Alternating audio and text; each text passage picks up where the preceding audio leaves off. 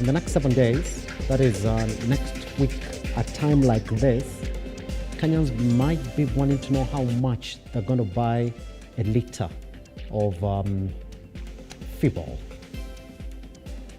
at the gas stations across the country. Now,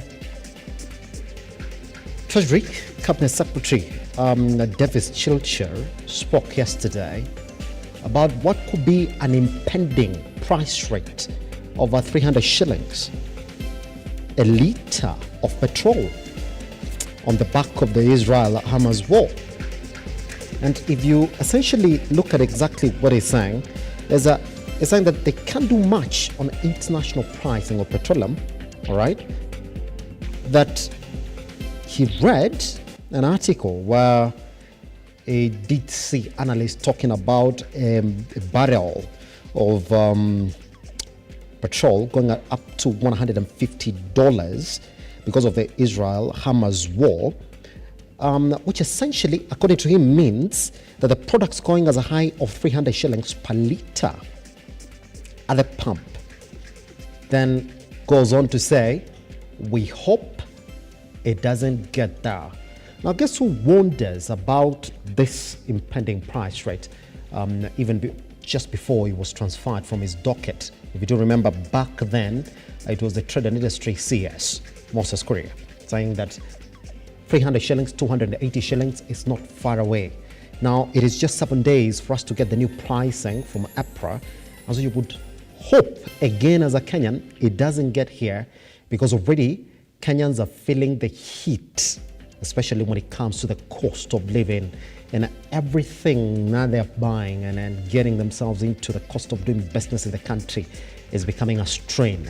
This on the back of KRA also missing their taxes on petroleum development levy as Kenyans shelve their cars and turn to public transport to get to the various destinations in the country. Because indeed, 300 shillings then, it might be just a little bit too much for a majority. Today, Kabira Mwangaza will start a 2-day process of knowing exactly what is her fate at the Senate House. We shall be live at Lookuptv across all your social media platforms. Indeed, that's exactly what we talk about this morning, because she doesn't look like she's alone in this fight for impeachment. Wamatangi also looks like is headed in the same direction. Hopefully the intervention from the Deputy President, Rigathi Gachagua, would also help stop this push that has been sustained to get some governors out of office. How is it going to go? What are we looking at this morning? That's exactly what we talk about on a big conversation. Also coming right up is, now that we have rains, how do you stop somebody from drowning?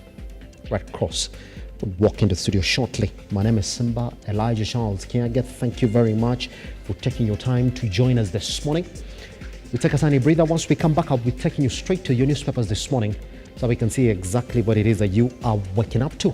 Good morning.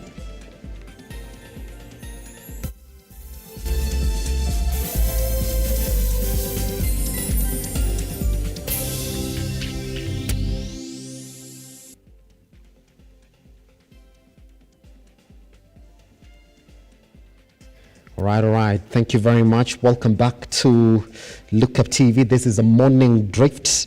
And thank you very much for taking your time this morning. Let's then jump into what it is that you're waking up to this morning in your newspapers. All right. And we're going to start with Daily Nation. And that's the story that we started with this morning, by the way, that is talking about how it's going to be tough then for Kenyans should we see a 300 shillings rated petrol price for your cars and for your generators. Then that, the expectation the fuel price will drop next week when the government releases its monthly review, given the recent decline in global crude prices. Energy Minister Davis Chilcher yesterday warned the prices could rise to historic highs due to the Israel-Hamas war. Now, this could make life even difficult for many Kenyans struggling under the current high cost of living. That particular story has been covered on page 4 of the Daily Nation. So take your newspaper this morning, get to read into it. And we also did talk about a particular story this morning as well in our introduction. On pages 6 and 7 of the Daily Nation this morning, you're going to read about how Form 4 candidates at St. Clair Secondary Schools Elbagon, right, Nakuru County yesterday, right, the chemistry paper 1 test yesterday, all right, the first day for the Kenya Certificate of Secondary Education, by the way, and it started yesterday and it's going to go on for the next couple of weeks amid concerns across the country on the weather patterns that have seen rains pound majority of the areas where these examinations are getting undertaken. We wish them the very best. So read that story on pages 6 and 7. By the way, this could be also a story that is leading into the crime segment right here on the Daily Nation. You're going to read about how police are now searching for man over ex-wife's murder. That particular story covered on page 8. All right. There's a story here that we also did cover on our website on www.lookuptv.co.ke on those Migori pupils primary school who did the famous rendition of Nairobi by the famous musician, Lingala musician. It's gone viral. You can actually check it on our website as well or on our social media platforms at Lookuptv across all of them, yeah? Even on TikTok, yeah? I do hope so. Again, we're talking about how Dawn crash again claimed 11 lives. Now 11 people died at a dawn yesterday when a matatu and a lorry collided head-on the busy Nakuru Eldoret Highway. Again, that particular story again covered on our website. The accident happened at 3 a.m. That's when it happened yesterday. Also, really something that is very, very unfortunate. Let's cross over from the Daily Nation and jump into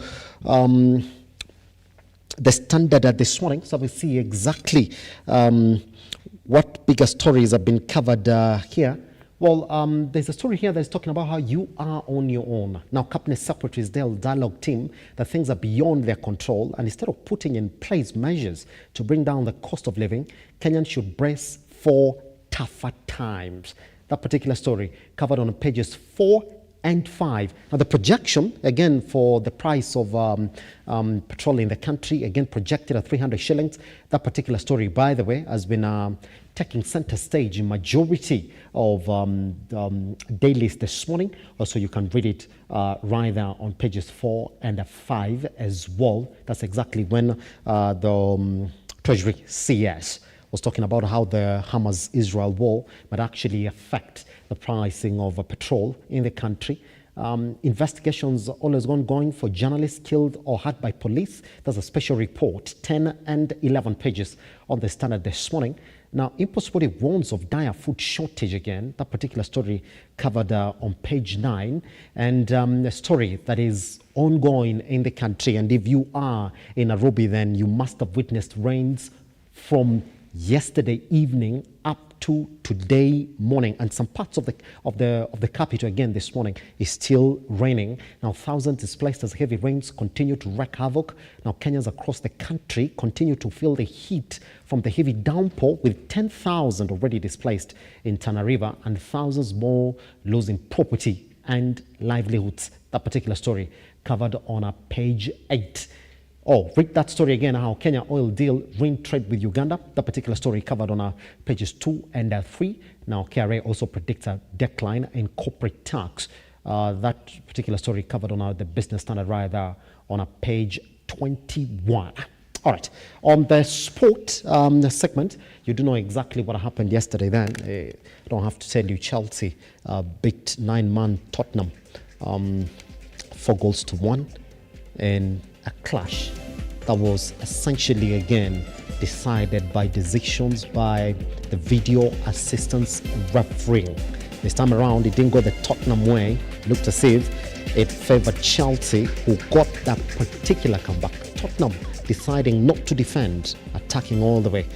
But the question is how Chelsea did not beat Tottenham team 10, 11 goals. There were just 9. There were just 9 for majority of that game. Yeah, just 9. Maybe questions more than answers. Or we take a tiny breather again. Once we come back, I'll be taking you straight to our newsroom this morning. Sorry, where I get to share with you the biggest stories again, in as much as our newsroom is concerned. Good morning.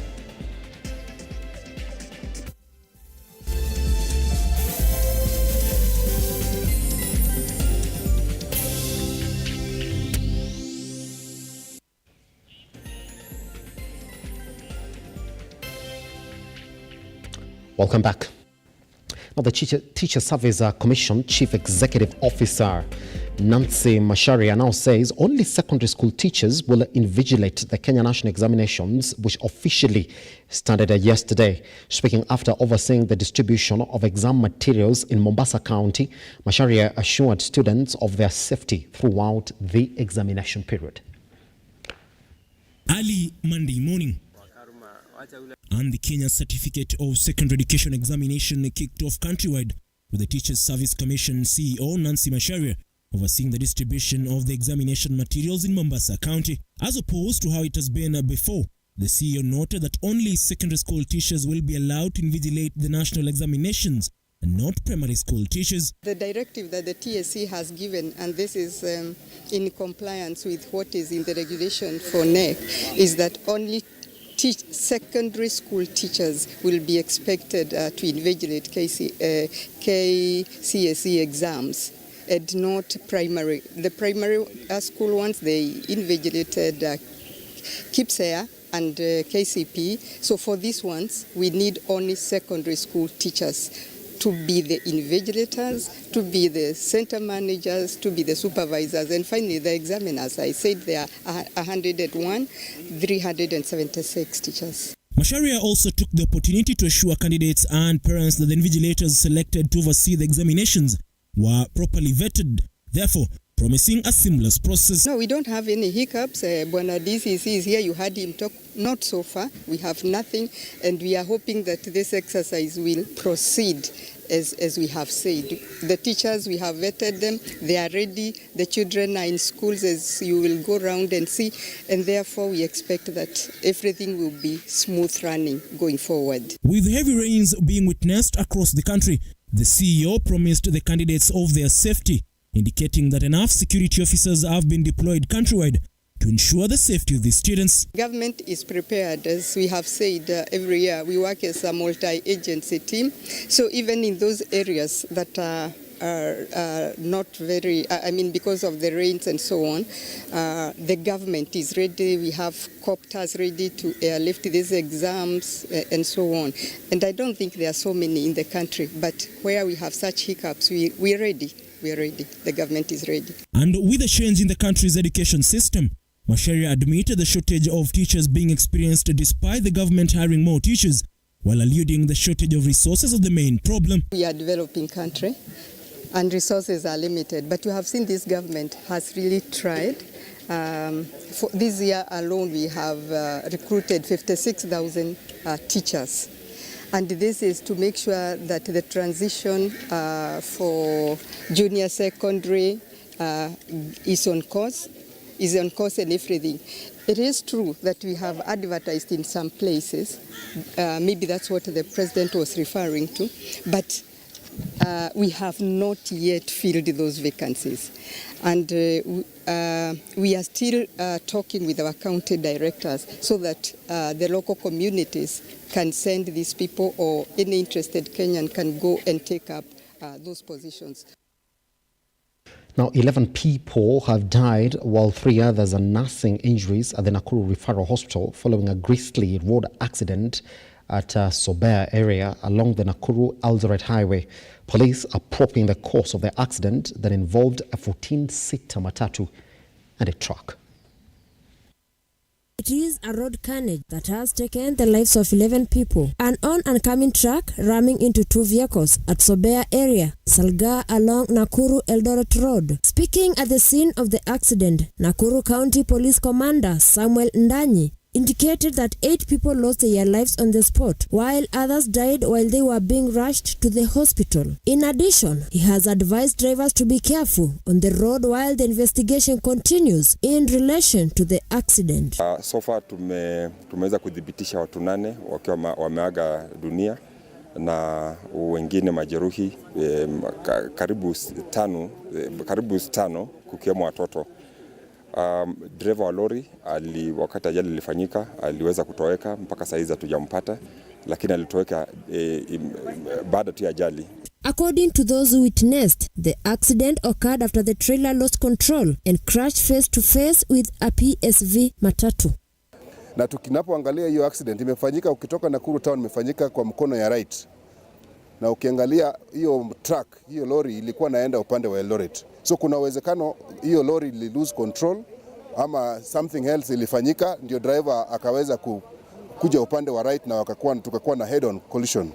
Ndio maana tukaona hii accident imefanyika hivi. Catherine Saina, Lookuptv.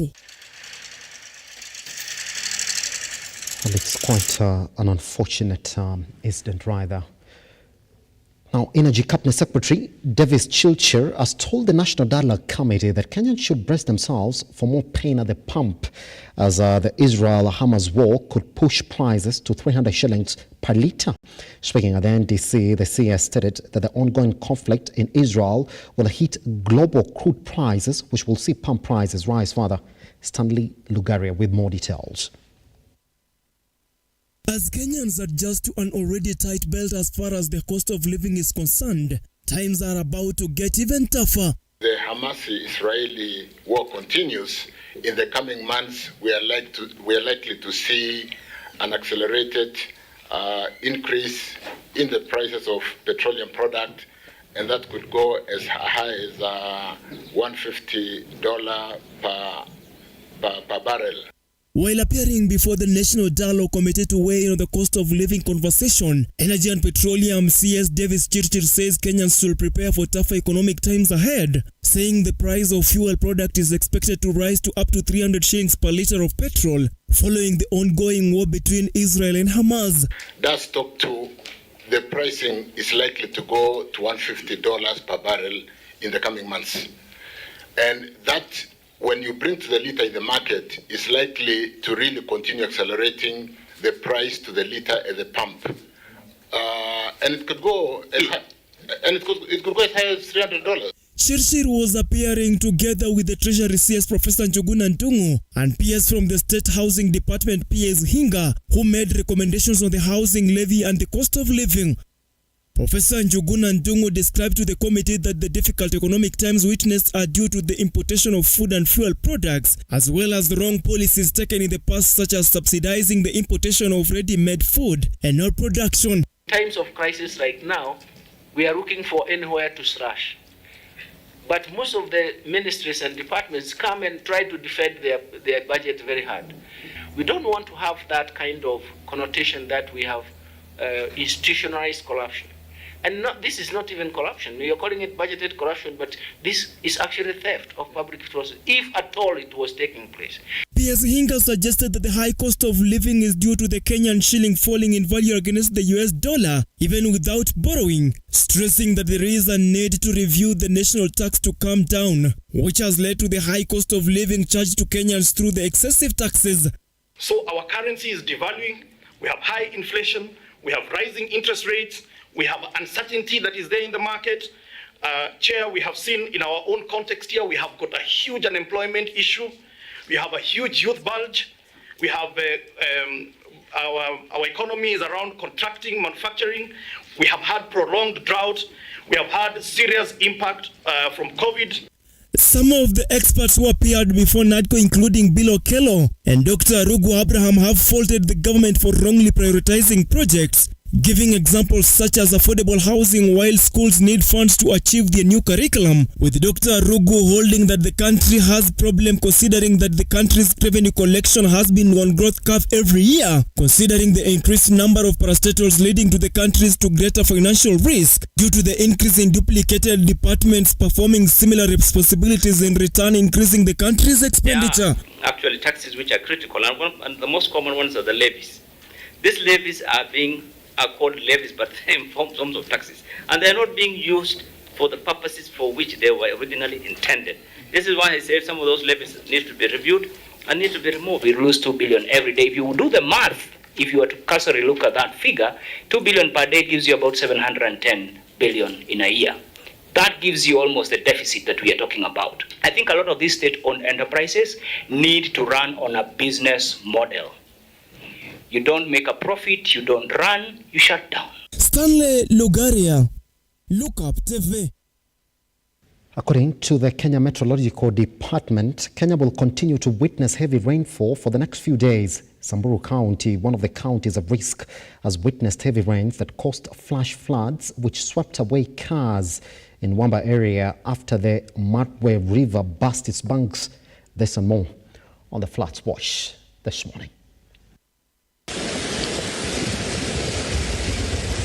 Samburu County is also another flood-prone area after the heavy downpour in the region caused flash floods which swept away cars in Wamba area after Margwe River burst its banks. Video shows the cars submerged in flooded roads at Golgoteme village in Wamba town. No casualties were reported. Months after the weather forecast experts warned against the looming post effects of El Nino rains nationwide, several parts of Tana North, including Hola town, were submerged while the residents displaced from their homes. Speaking of the launching a footbridge across the River Tana joining 3 villages of Golbante, Kipao and Bura Kirashi, Gorshen MP Haliwario and Galole counterpart Sahid Abibai warned that failure to adhere to the weather forecast advice will lead to major losses in the area. Mr. Wario, however, said that already 500 heads of goat had been swept away at Kipao village following heavy floods on Saturday night. Na maji mengi sana ambayo kwa meteremka flash floods kutoka juu, na saa hii tunavyosema town ya Hola iko flooded. Watu wamesombwa na maji kwa sababu ya mto wa Galole. Na haya ni mambo ambayo kwa tushazungumza na serikali, tutaona namna ambayo kwa tunaweza kusaidia kwa sababu maji yakija yanaharibu barabara, yameharibu mji wa Hola, na ni kitu ambacho kwa kama viongozi msione kama tumenyamaza. Tutahakikisha tuzungumze na serikali ili kwa wakati huu ambao kwa ni mgumu tumeitisha relief food kwa wale ambao kwa wamehitajika kwa sababu wameondoka katika makazi yao wameenda sehemu nyingine. Kwa sababu watabiri washatuambia. Na mambo ingine saa hii muangalie sana mambo weather forecast kwa sababu hiyo ndio inatuguide sisi. At the same time, the national government has assured the national examinations candidates and Kenyans in general that it has placed strong strategies to face the floods caused by the effects occasioned by El Nino rains. Professor Charles Ongondo, KICD Director General, has pointed out that if land transport will be paralyzed by insecurity inaccuracies and El Nino rains floods, then they will not hesitate to use air transport. Kenya National Examinations Council was warned in good time about areas that are likely to experience enhanced rains and floods, and we are ready with all sorts of arrangements to make sure we counter that. We have helicopters which will reach places that are flooded. We have arrangements to move children if schools get flooded in various areas. And this is already being done in some areas like Mandera and Baringo and Samburu. And so Regan Lemeguran, Lookuptv. That's what you are receiving. Well, there's just a lot that we're going to talk about this morning, in as much as conversations around impeachment are concerned. Now, Kawira Mwangaza's case is a very special case because barely 2 years in office, she's facing the second impeachment bid at the Senate. From today up to tomorrow, she will know her fate. Now, this particular proceeding, by the way, is going to be live on our televisions right here at Lookuptv, so please take a moment to watch it so you do not miss any bit from those proceedings. But then what is really important is we're going to look at exactly why now and what is special about her impeachment proceedings today is that it's not just a select committee that is going to discuss her case, it is the entire Senate House that is going to listen in to Kawira Mwangaza as well. How does that change the face of those impeachment proceedings, and why now, especially at a time when the new COG and and the House has been tasked with protecting majority of those governors. Joining us this morning is Justice Juma, who is a party leader, Justice and Freedom Party. Once we come back, then we talk about that. You can join us online at Lookuptv across all your social media platforms. I am at Kiaga Simba on X. Let's get talking. See you shortly.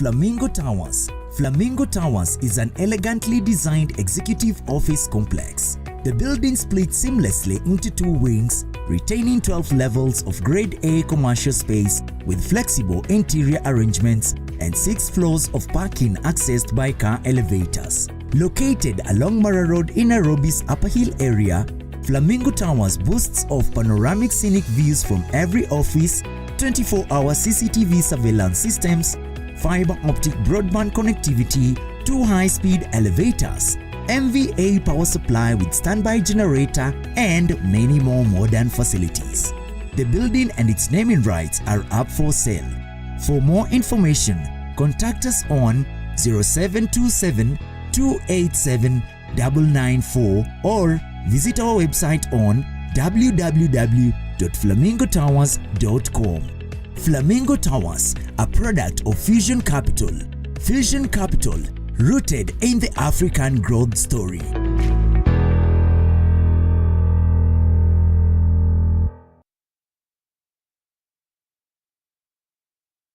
Rafiki, toka mbele ya kamera nionekana niko Mkuru kwa Ruben. Na niko na mshindi wetu wa loto wa leo hapa Mkuru kwa Ruben. Unaitwa nani ndugu yangu? Steven Kinuthia. Umecheza loto kwa muda upi? Nimecheza kwa mwaka huu kianza kuanzia January. Kutoka Januari? Kuanzia Januari. Umecheza na hela ngapi hivi? Nimecheza na 100. Mnakumbuka nduru ulipiga pale kwa nyumba? Majirani walisema nini? Walikuwa wameshtuka sana. Amekuwa wazimu, amekuwa pongoni ama nini? Nikasema tu ni Mungu tu amefikisha. Mambo ikakuwa poa. Oye, siku yako ilifika. Niambie aje, 1800 itakusaidiaje kwa maisha yako? Mimi kwanza ni kazi, napenda kazi sana. Alafu hiyo mambo ingine kwanza nitakuwa na hardware hata kubwa. Nitengeneze hardware, niweke stock. Alafu mambo mengine naachia Mungu.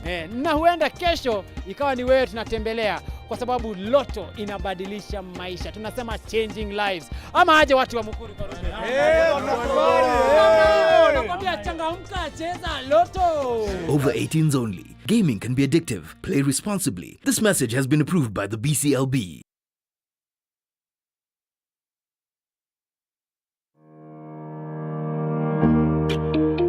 Hi, and welcome to Tujenge Home.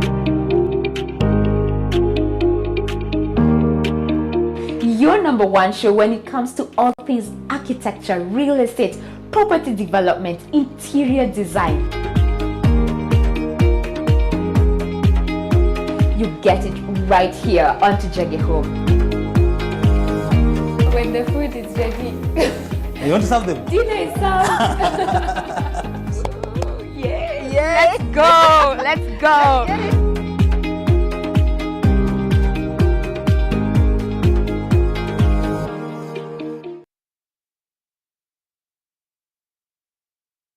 Are you a junior secondary school, a college, a TVET institution or a university and you want to advertise your intake?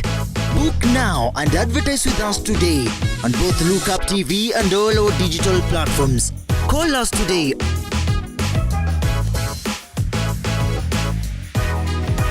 or email us on sales@lookuptv.co.ke.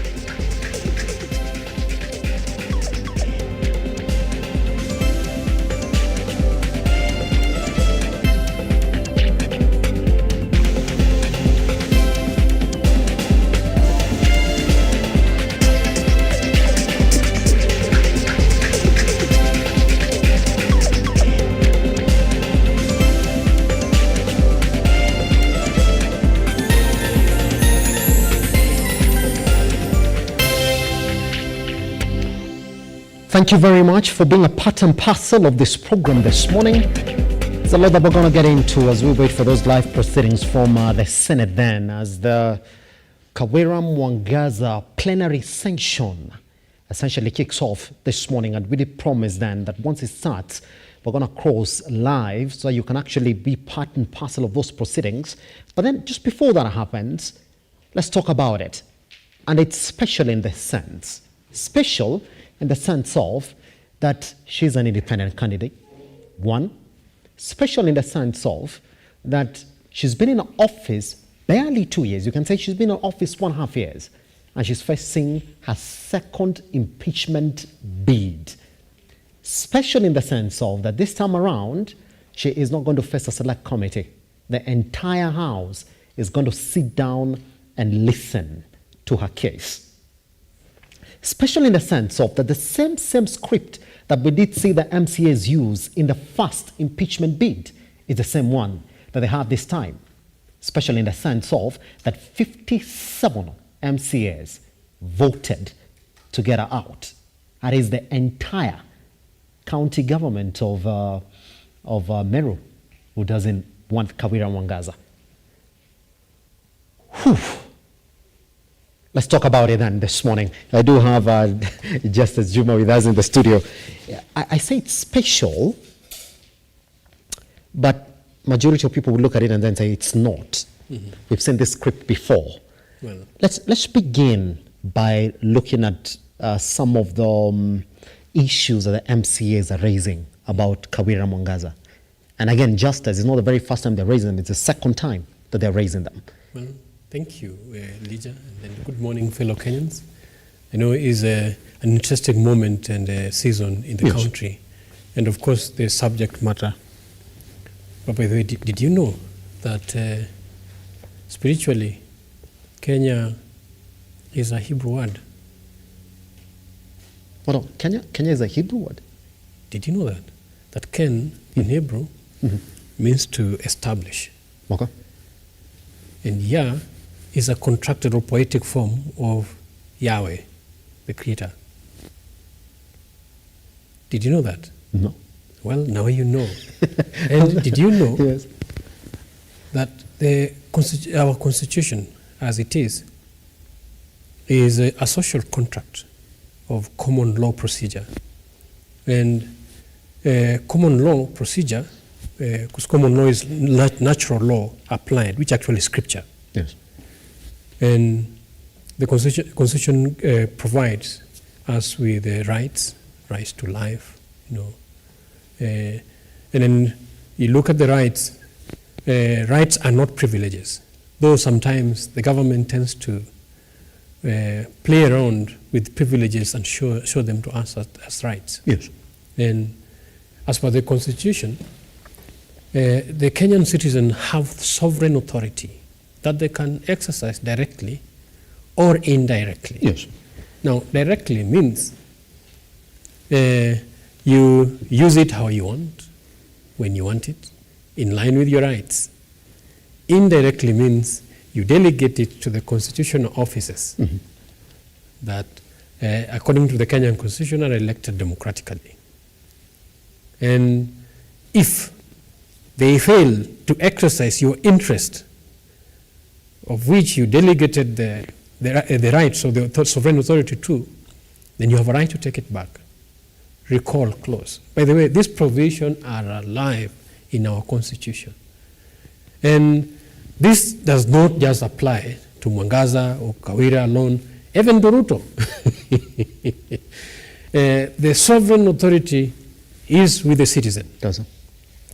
Unfortunately, due to ignorance, the government have always played around these rights, making the citizen think that they are privileges. A citizen, actually, if I was checking I checked in the Hebrew word what a citizen is. Yes. It's in Hebrew it's zara. When I was checking for Kenya, zara means citizenship or someone demanding rights from the land. It's not a privilege. You demand and extract rights from your land. That's why you are called a citizen. You're not there because of favor. You're not there because of mercy. You're not there, because of circumstances or for somebody's service. No. You have your own greatness. You have your own significance. And no one can subjugate that. Actually, affront to that is affront to our Creator Himself. So when the citizens get to realize and know what their roles, what their rights, what their sovereign authority is, and they're able to exercise it, and those are the failures we've been having within our constitutional provision. Yes. So every leader must be accountable. And I know there are a lot of political novice that we were treated to due to electoral gerrymandering that occurred during the election. And we know there are some individuals who are in the office and they don't merit it. We know there are people in the cabinet and they don't merit it. We know there are people in the government and they don't merit it. And that applies. I saw the other day in the county of Kisii, where the governor paraded his drivers and gave them a car to drive. And the drivers who has been in his payroll, who could not drive a car. That's just a county government. Look at the national government. Yeah, so the leadership management, those are things that you should have. You can even register on a course or online courses and learn how to manage power.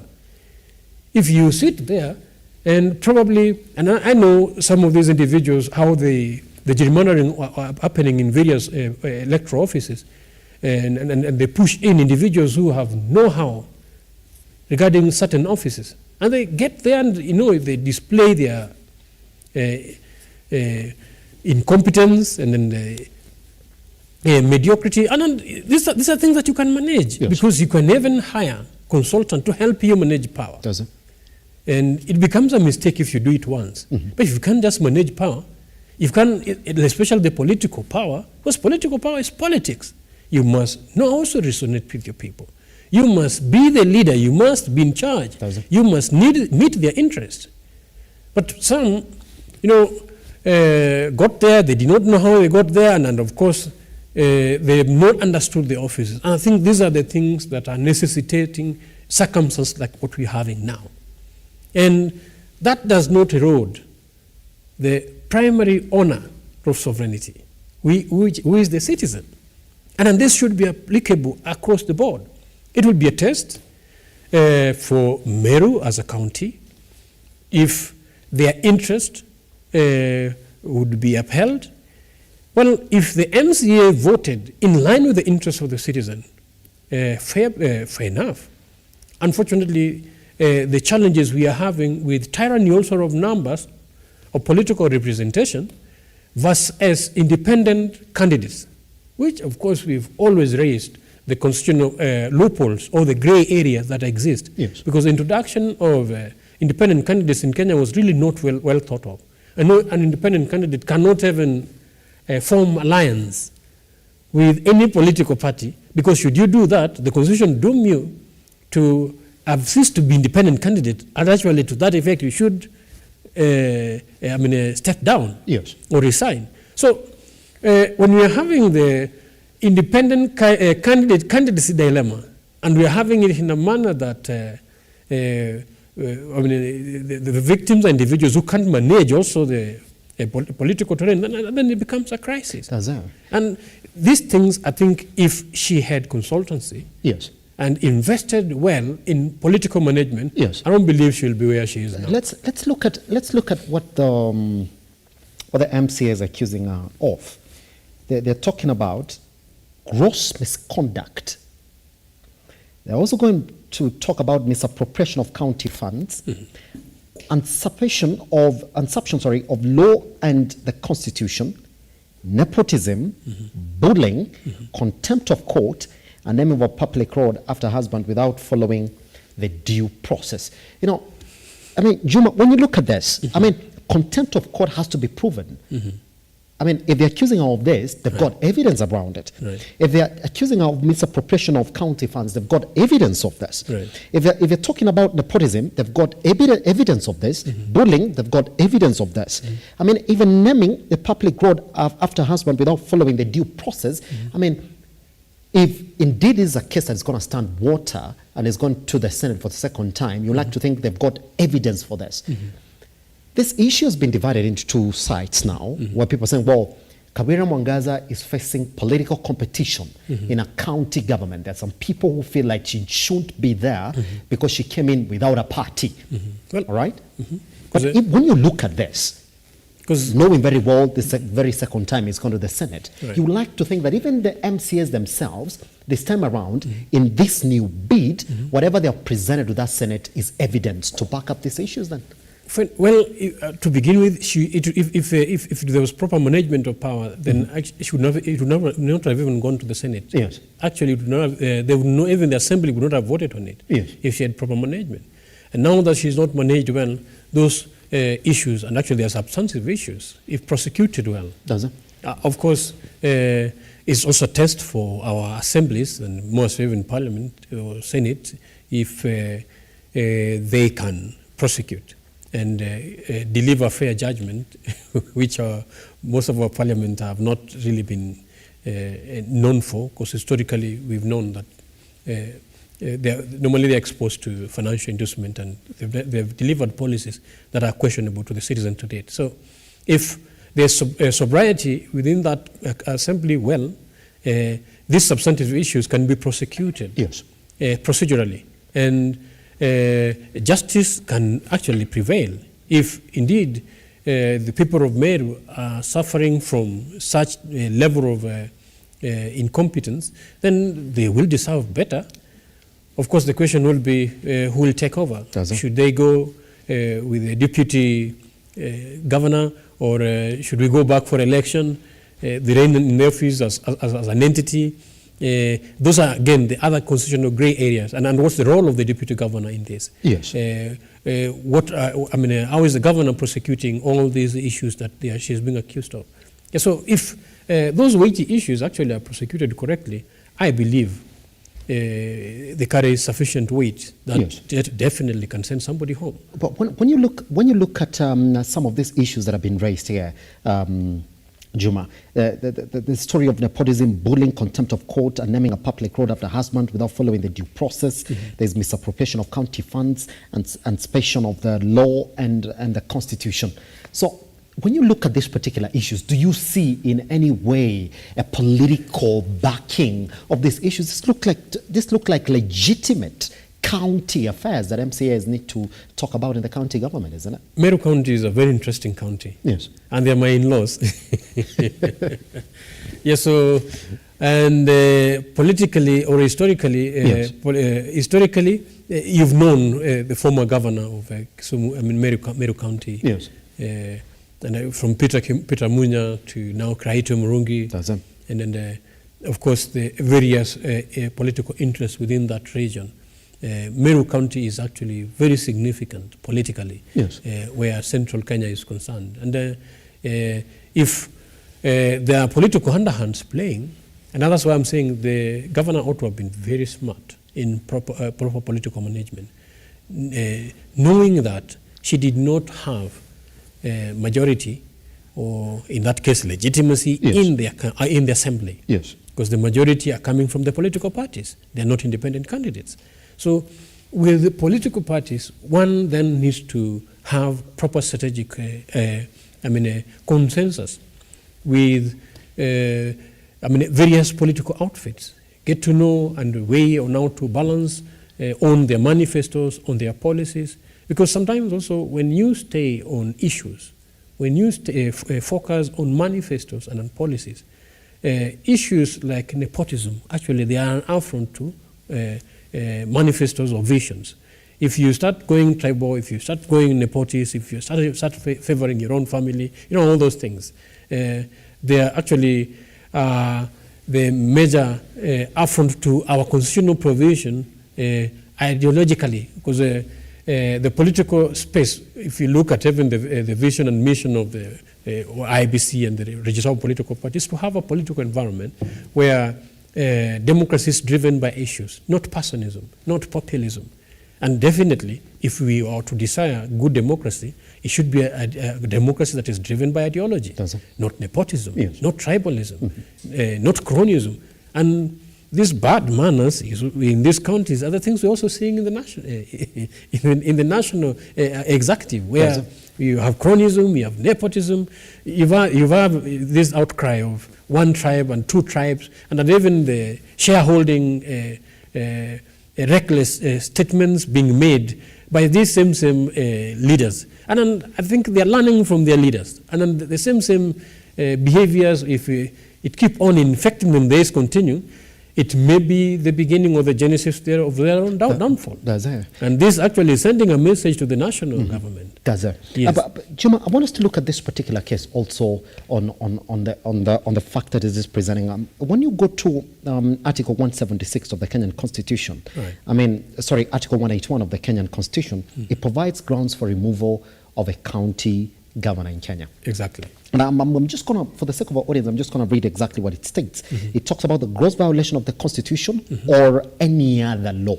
Number two, where there are serious reasons to believe that the county governor has committed a crime under the national or international law, abuse of office or gross misconduct, and there's physical or mental incapacity to perform the functions of the office of the county governor. Right. So when you look at this first three on Article 181, it is black and white. And it looks as if the county MCAs now, for Mary Governor, if you look at the accusations that they're presenting, they're only centered on the first three. Yes. When you look at the grounds upon which this case is presented now, she's not going to face an 11-member committee like she did the first time. She's not going to face the entire Senate. Right. Juma, what changes when you face the entire Senate as opposed to facing the 11-member committee? Still, our advantage is who alleges us the burden of proof and have to prove beyond the reasonable doubt that those constitutional clauses have been breached. Yes.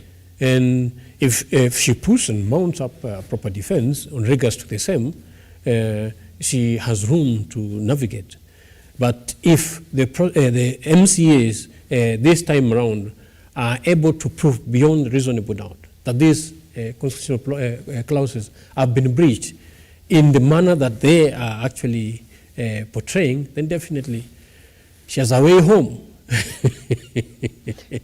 when she goes to the entire plenary session, we do know how sanctions are conducted. Yes. For the very first time now, if you want to lobby for or against an impeachment, you have that chance to do so. This time around, when they're essentially talking, today they're going to start talking about it. Tomorrow they're going to vote on it. It becomes a motion in the National House. Which we've always seen how they vote. And that's where corruption and all these other things take place. And then it end up denying the citizens' sovereignty. Sometimes the bureaucracy around this simple concept, which actually should allow the citizen to enjoy. Because to me, is one day at a time. Tomorrow is not a promise. If leadership is not performing, you cannot experiment with the people. And experimenting like right now, even with our education system, with our health system. Let me tell you, the moment you make mistakes, people die. They'll not be there even to fight for themselves. So those who are rising up to defend, and blessed are those who would actually defend the rights of the weak and the vulnerable, they are saving so many. And I would actually ask them not to stop. If there are any wheel of injustice that is rolling in our country, then we need to confront it as soon as possible, if possible today, so that we have an opportunity to make amends tomorrow.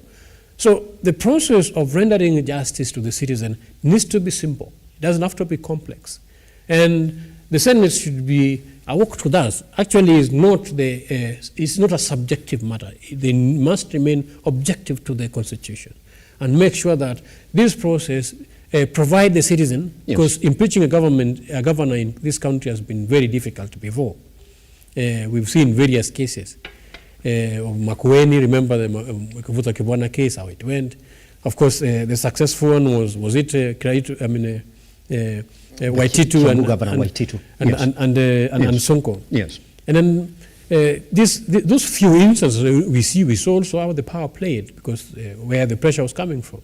Because those other cases, I think also the State House also had, the National Executive had hands in influencing the lobbies and all those things. Yes. Would also like to see the direction even the Executive right now is taking. Yes. And it will be a precedent whether they handle the citizen sovereignty according to, in respect to the rights of the citizen.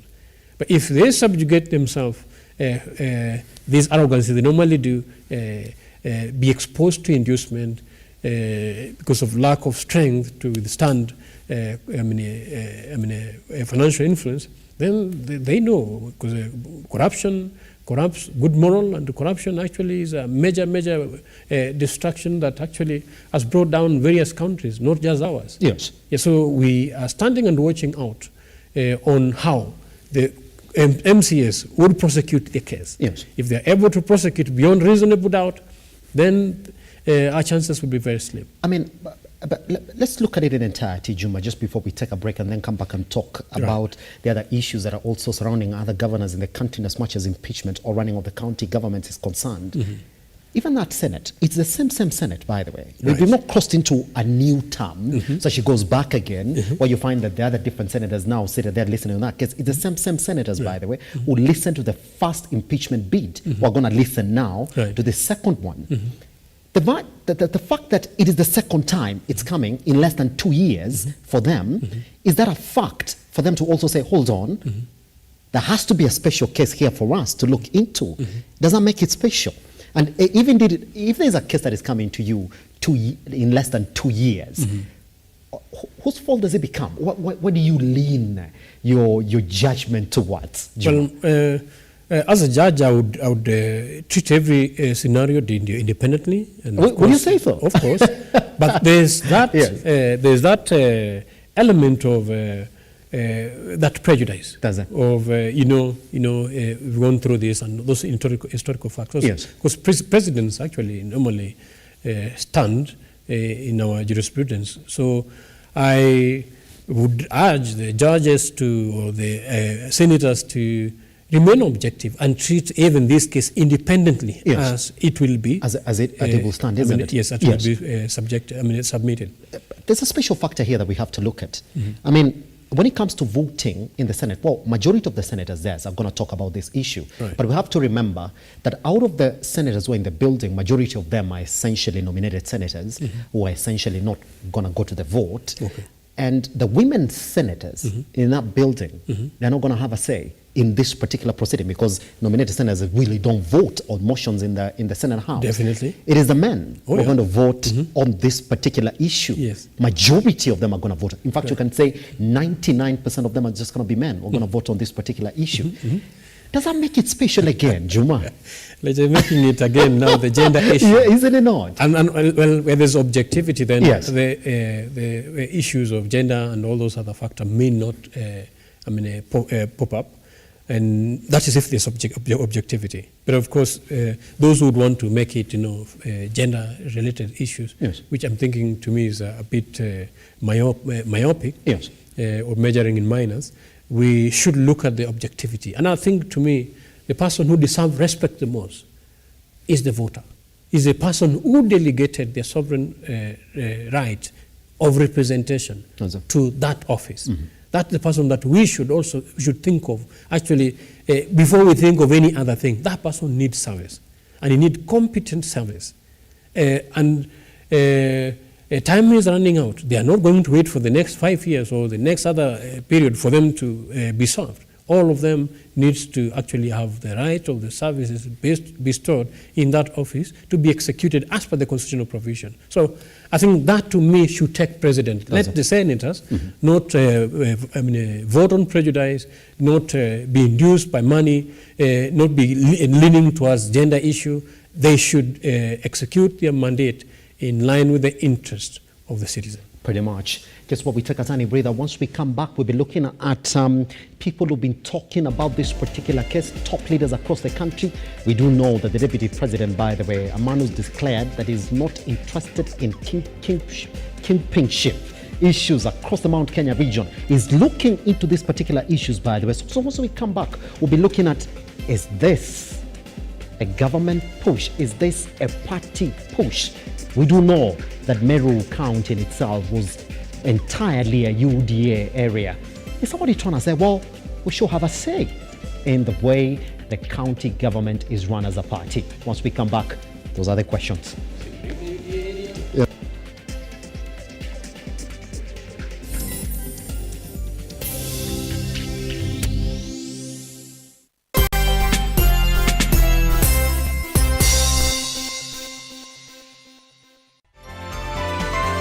Infinity Industrial Park is one of the largest private industrial parks located along Eastern Bypass, Nairobi, which provides modern infrastructure for smooth operations for industries and business enterprises. Infinity Industrial Park offers world-class amenities and facilities with wide roads, a police station, a power substation, fire station, public transport stage, hospital, and shopping mall. In addition, Infinity Industrial Park also offers CCTV cameras, 24-hour private armed security patrol, sewer, water, fiber optic cable, and 3-phase power connection, added to public utility, canteen, and dining areas. Sail on the golden opportunity to invest in Infinity Industrial Park fully serviced warehouses at a special price of 3,569 Kenyan shillings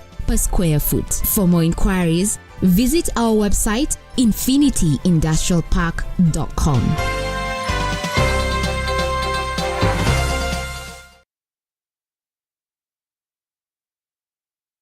Leo tuko maeneo ya Kiambu County kwa hisani ya Tatua Tatu. Nakumbuka siku ya leo tuko sehemu inajulikana kama Usikimye Safe Haven. This is a safe house for women wenye wametoka kwa maeneo ambayo wame experience gender based violence.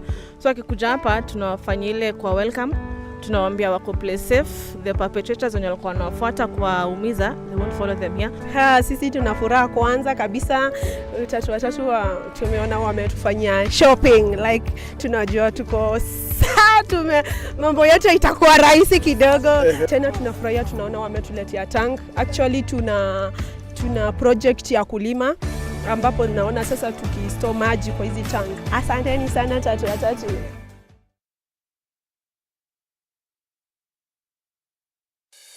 Introducing the Kenya Trade Fair Fusion Sales Drive event in the heart of Nairobi at the Kenya National Archives. It's not just an event, it's sales generation with a remarkable return on investment.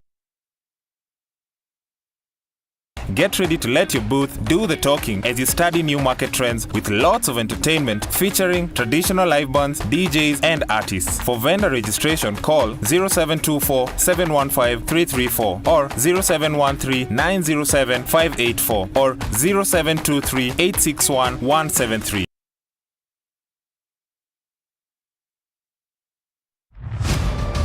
As the night falls, we come to life to bring you a comprehensive broadcast from the numerous events happening across our 47 counties. When it breaks, it matters, and each story is important. If it's Thursday, join me, Nancy Lima, and my able panelists as we break down the law jargons and analyze the Constitution in a way only you can understand. The news cycle never stops, neither does time. We cover each and every sector and present to you factual and accurate occurrences. This is where facts win the day. Join me, Nancy Lima, Ian Keitani, Tuesday, every Wednesday, Thursday, as from 9 p.m. on The Insight, only on Lookuptv.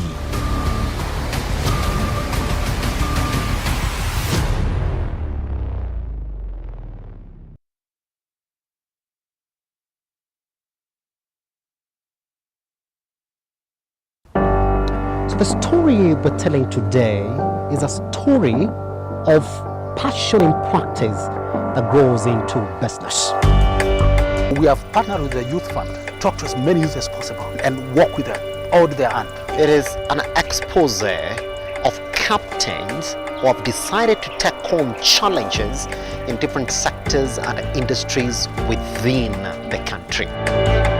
My mentors had also not started as CEOs. They grew up and they showed me how they grew in the organizations. So that's what motivated me to actually do international business. And it was a good experience. As an individual, support in bridging the care gap, part of me also to offer a solution. I want to leave this world a better place than I found it. This is the Captain's Arena. My name is Simba Elijah Charles Kiage.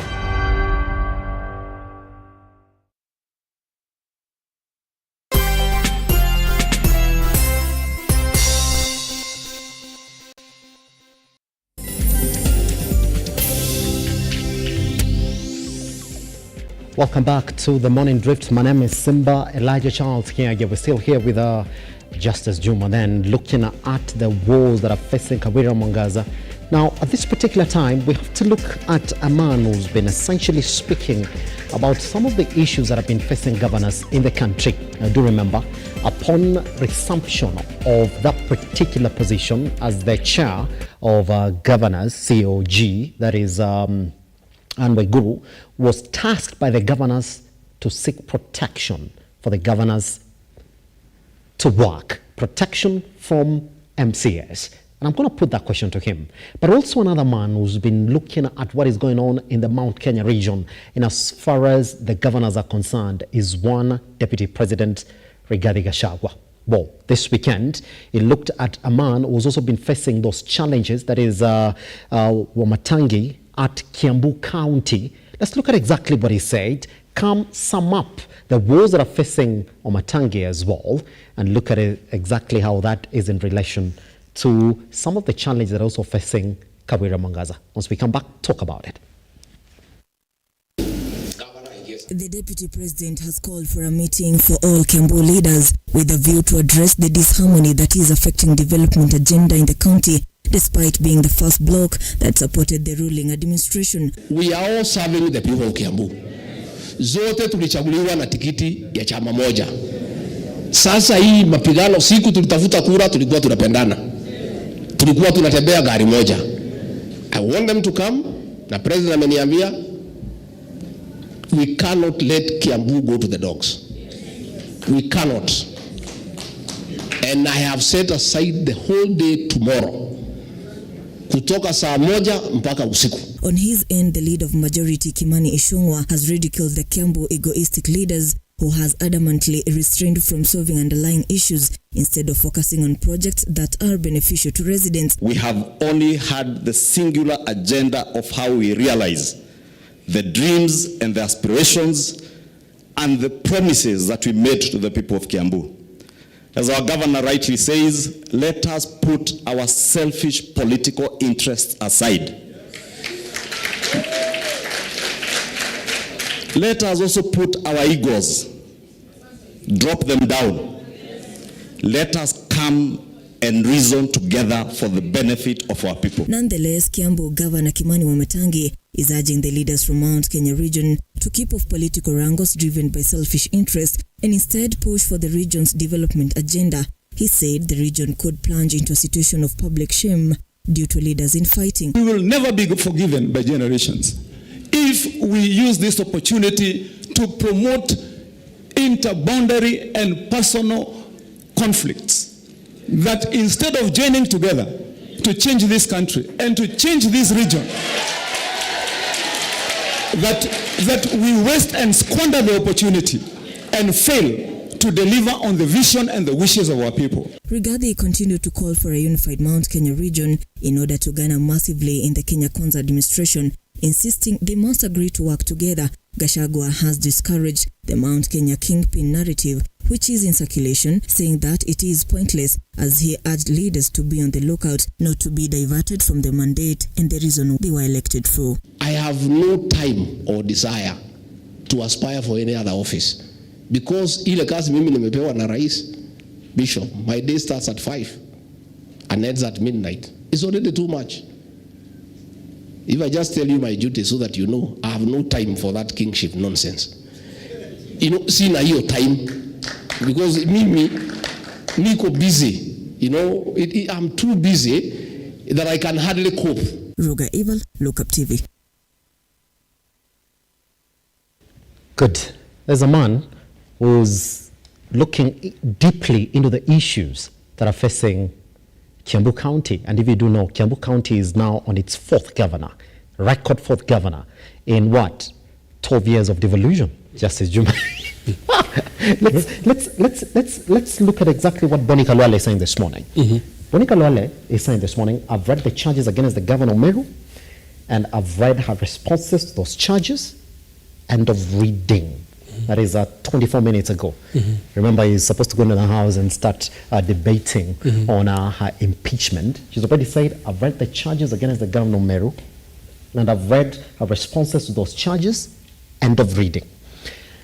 Now, let's put this particular conversation into context. That when something is going on in Kiambu County, the DP is heavily involved. In fact, by his words, the entire of yesterday, from 7 a.m. to 7 p.m., Juma, and he says the man of the truth, he was sitting talking about what issues are facing Kiambu County and their governor. You see, but the same issue hasn't happened in Meru County. There was nobody who spent 12 hours talking about the issues that are facing Meru County. Juma. Elijah Simba, let's roll like a lion, like a name. You see, letting loose and chasing never works. Does it? What makes Justice and Freedom Party unique is that we borrow this from Exodus. I think I can even read it for you. Exodus 18:21. Exodus 18:21 says, I got it. It says that, moreover, you shall select from all the people able men, such as fear God in translation or Yahweh, men of truth, hating covetousness. Able men means men of merit, men who are competent, able to rise up to the occasion when need arise. Men of men of truth means that they say from the end to the beginning, they are honest and they mean what they say. Because you've seen people are saying things here, and tomorrow they say the other. Yes. And they cannot be accountable to their words. And men who hate covetousness, men who hate greed, men who hate corruption, such should be your leader. And this is guiding us as a party. And to a certain extent, remember I explained earlier when I began, that this country is so spiritual even by his name, when I refer back to Hebrew, that it even requires spiritual leaders. Persons who execute their political mandate on the premises, not of relativism, not of Machiavellism, not on deceit, because treachery begets treachery. Deceit begets treason. Lies beget lies. Why can't we choose to be honest? Why can't we choose to have even men who fear our Creator, who can even tremble in their in the dark moment when no one is seeing them in their bedrooms? They can still fear and tremble for lack of integrity or for missing the mark.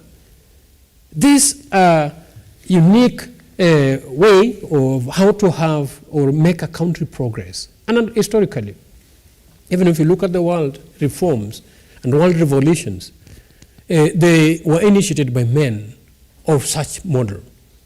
Go back even to German Reformation, where Catholicism had conquered the world using the religion. It was one universal church. Martin Luther disciplined himself, went back, read, and then developed his character. And what did he do? With the truth, not violence. We have Protestant movement, we have Germany today, we know we are known for German machines, industrialization and all those disciplines, and then you can't take that away from them. Their genesis, their beginning was back to discipline, and they stand out. Even if Akina Hitler came and the stories could be whatever they're being said, but their foundation reformed them from Vatican or Roman captivity. And then look at the Puritans who established the states in 18th century just the other day. They were devout men who actually studied the scriptures. They were men of the same qualities. And even if liberalism is coming into the states, now they fight for other funny rights than the fundamental issues. But I know they also still have the both extremes, the lefties and the righties, conservatives and the liberals. And then their foundation to where they've come to, where, or what they're building on, was founded on a foundation that was not shakeable. So if we were even to come to the latest ones, and our current nation, prophetically, even if you go back to the scriptures, this is a unique geographical location that actually attracts a lot of interest. And this is why wicked interests are attracted here, as well as good interests. But sometimes the good interests are overshadowed by the wicked interest because of the persons who are in authority. Because when the wicked are in authority, people mourn. When the just are in authority, people rejoice. And since it is easy that you judge a tree by the fruit that is bearing, you simply need to walk out here in Kawangware and see whether people mourning or are people rejoicing. If they are mourning, that tells you that iniquity is still overriding us, and our foundation of leadership is not right foundation. So if we are to get it right, if this geographical location is to get back its pride of being, he was saying this was we've heard the president being, saying in the public that this was the cradle of humanity, where people began. So for us to get back that authority, that pride, then our foundation must be right. And we must have leadership who are driven by right motive. But when we have deceptive leaders, we have dishonest leaders, we have corrupt leaders who, instead of thinking with the interests of the citizen at heart, they think with their stomach. Actually, they are so short-lived to a point that even the decision they make today affect them tomorrow. And they're the same one who start crying. Because if UDA leadership was true and honest to fulfill its mandate, then they must have put some criteria in place to appoint and put in place leadership who merit those philosophies that they believed in.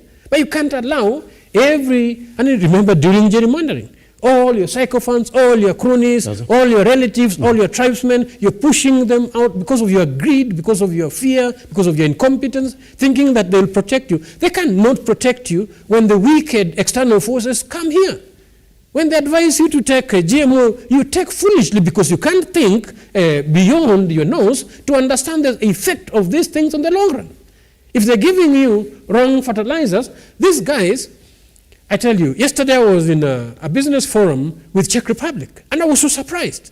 Because when we're looking at the statistics, Kenya is exporting 1 container per year to Czech Republic. And Czech Republic is exporting to Kenya 46 containers per year to Kenya. And I'm like, wait a minute, guys, stop it. How did this happen? And this has been happening over the years. And yet we have the government. Yes. And we are having that trade imbalance. Why can't we produce? Because we have wrong policies around production. If you raise in taxes and incentives the way we are having with the current finance bill, we say this is going to literally kill manufacturing. Because if you can't produce, if you can't produce, you cannot manufacture, and you cannot export. I tell you, Elijah, we have the land. Those people don't have the land. They've messed up all their land with fertilizers. Their ground is no longer yielding the way ours are. Of course, they want us to do the same. So you will need a wise, intelligent leader to protect what we already have. Plus, we have the labor. The problem is, whenever we have the land and put in the labor and harvest, after the harvest, then we have conditions of where this needs to go. You've seen producers rotting in the chambers because there are no proper policies. If people sign trade deals, they sign very imbalanced trade deals that are not favorable to what? To the harvest we are having. The moment we get solution to the harvest that we are making, like right now we're having bumper rain, it's good. I've said here, and I've said severally, that in this day and age, we should not even be relying on rain-fed agriculture. We should be more advanced because water table, the availability of water in this country, actually we are so privileged. We're even having the freshwater lake that is wasting itself into the sea. You can see what Egypt is doing with it and what Ethiopia are doing with it. And they're selling the same cereals back to us. We just need leadership which is focused, which is people-centered, a leadership that fears God, a leadership that is capable, a leadership that is truthful, that can be counted on their word. You know, these ones who lie even to the children, they lie even to their own house, thinking that they're playing politics. You can play politics, but when the reality hit home, Mordecai told Esther that you may think you are safe, but the person we worship, he will save us. Even if he doesn't use you, he will save us. Whether you do your part or not, he will still save us. And I think that is the hope that fellow Kenyans should have. Irrespective of the deceit that these individuals have demonstrated in their offices, we still have hope that our divine authority will save us. Does it? And the way he will save us actually rely on you and me who will choose to remain faithful and fear him and walk in honesty and forsake greed and covetousness. If we are able to do that and withstand that, I tell you, he will hasten it. By the way, RUTO may not even see 2027 if you continue like this and just maintain their course. Yeah, I can go home even tomorrow. All we need to do is re-establish and assert our right and understand our sovereignty. The power belongs to us. It is not his power. Yes. It is us who have delegated this power to him. So if UDA, and I think now you can test them and see them on their counties, on their offices where they are reigning and ruling. You can see they are not able to serve. They are just fighting among themselves. They're wrangling. It is all about, they're talking about egos. Those are not tenets or good character, good qualities of good leadership. If anything, they ought not to have been in the office. So letting loose and chasing, to us, it does not work. They're just deceiving you. And these are the cronies they wanted, and now they have them. And they cannot deliver. They are all incompetent. Who suffers? Is the citizen. So it's high time, people of Kiambu, high time, people of Meru, high time, fellow Kenyans, we go for competent people. Does it? Yes, if we go for that, we have it right. It's interesting you say so, but you can see exactly where the government is putting its focus on. DP is saying, well, the president sent me here. Juma, why didn't the president send the DP to Meru County? Well, micromanagement, because again, as we said, if it was bottom up, then it would have been the people sending the message to whoever is being sent to. Yes. Not them sending message to the people of Meru. The people of Meru are sovereign. And let me tell you, they are very intelligent guys. Oh, I know them. But this political gerrymandering are subjecting them to incompetence and is reflecting them in the bad light. And I think they cannot entertain that at all. Right. But, I mean, Kabira Mwangaza has been elected twice. By the way, before this, she was a woman representative. Right. And in the just concluded election in 2022, she rose beyond expectations. Yes. As a woman leader, first thing, and as an independent candidate to rise to that particular position. Which was exceptional. Which was exceptional, isn't it? But then, Juma, you and I do know that Meru is generally a UDA area. Okay, if you go by the 2022 statistics, then you will say that indeed that was the majority party in that particular area. They didn't win the governorship. How's that? Well, but they swept the rest of the seats. Would you say that somebody... If IBC will open the voter register and audit will be done, then Kenyans will rest assured that there was legitimacy around this election. But when we are looking at this evident incompetency, then people start questioning and wondering whether was it legitimate victory.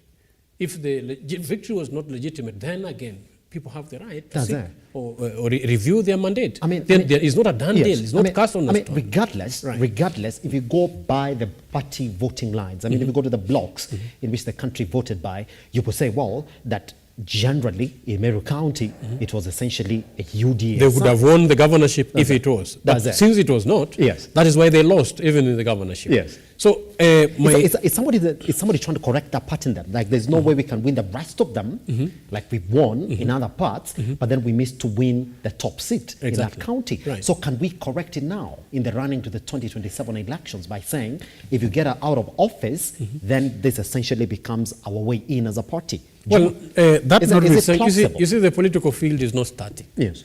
That is just UDA. And I'm telling UDAs, and I'm telling Kenyans that UDA probably may not even have the 2027. Maybe they may not even finish this term. If they're sleeping on the job and thinking that they have it. And I think that is the beginning of a fall is when you're comfortable and thinking that you already have. Because if you truly is capable and able to serve the people, then we should see that on the fruits. And the people should be contented. But when people are mourning, when the fruits are not reflecting the description of the office, then definitely there are those challenges. But if I was to give her, then sometimes these people need to invest in professional management of political offices.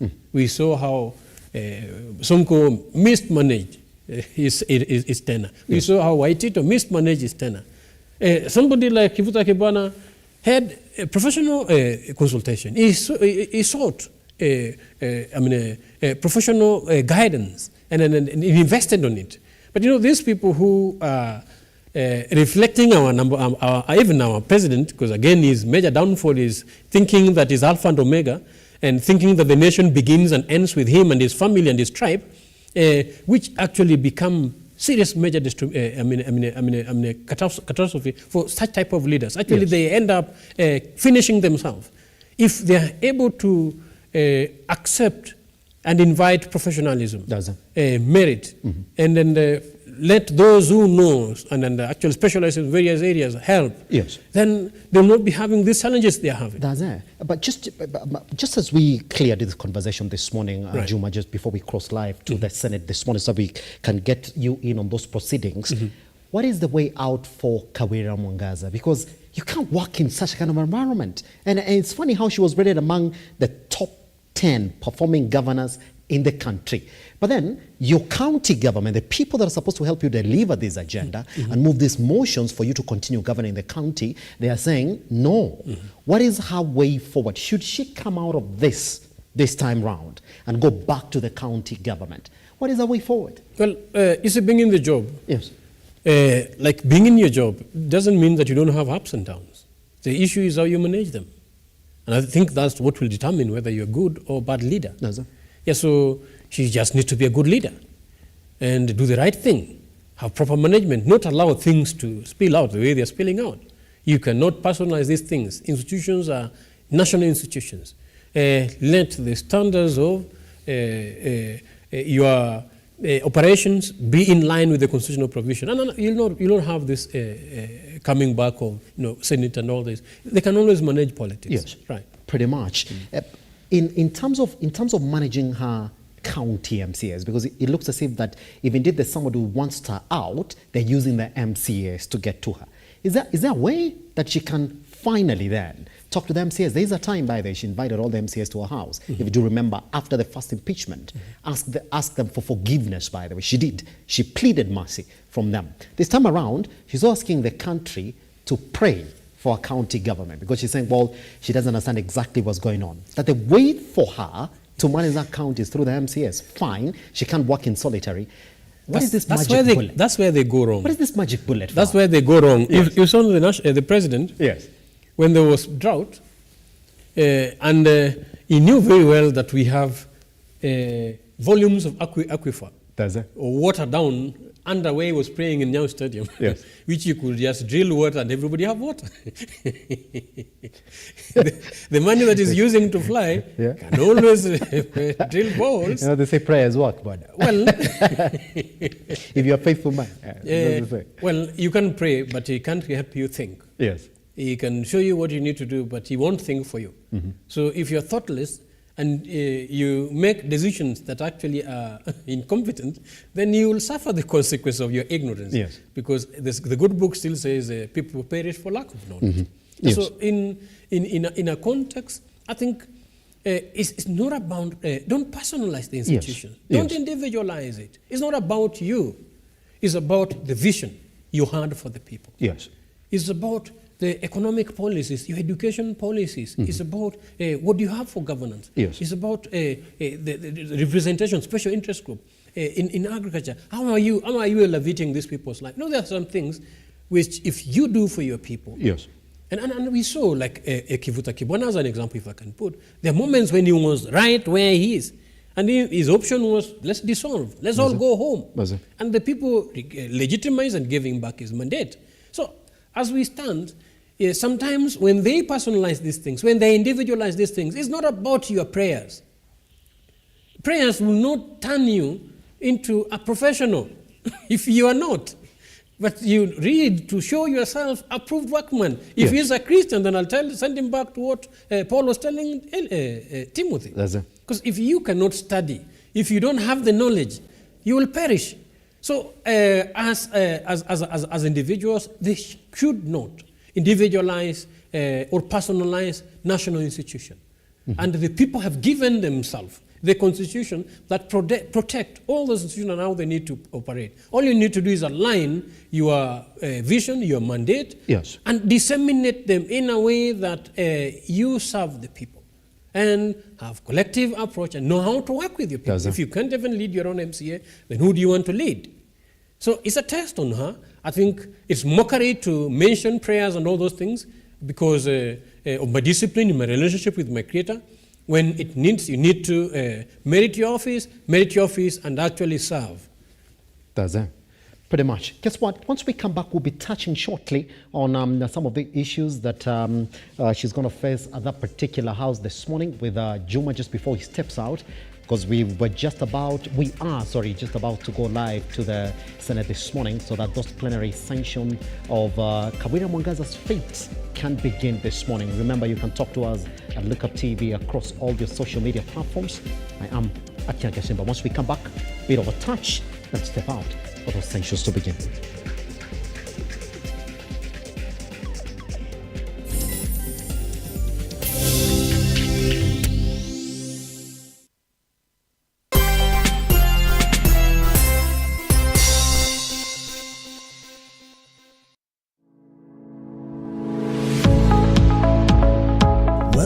Zahara Gardens, located in the serene Rosegate Nashu area of Dagoretti Mutarakwa Road at Shell Lusingeti. Zahara Gardens is a haven of tranquility, margin affordability and wholesome family living. What's more, it is conveniently located just 300 meters off the proposed Rosegate Nashu Suswa Link Road, currently being tarmacked. You simply cannot afford to miss this deal of a lifetime. To book a plot, call 0723 979797 or visit us on 4th Avenue Towers along 4th Ngong Avenue off Bishop Road. Zahara Gardens is a product of Fusion Estates. Fusion Estates, your land ownership partner.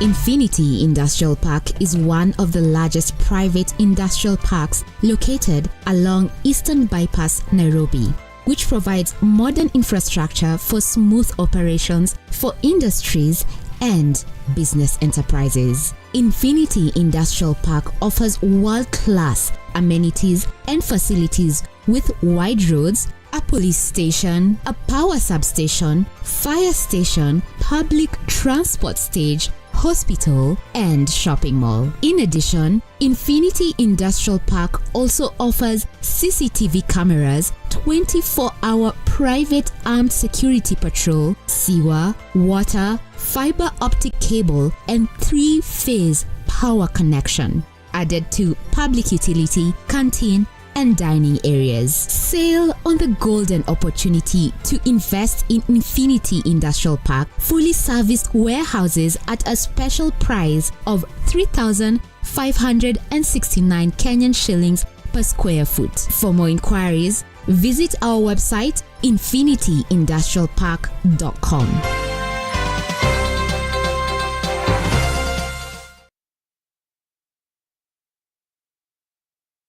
Are you an SME looking for a media partner?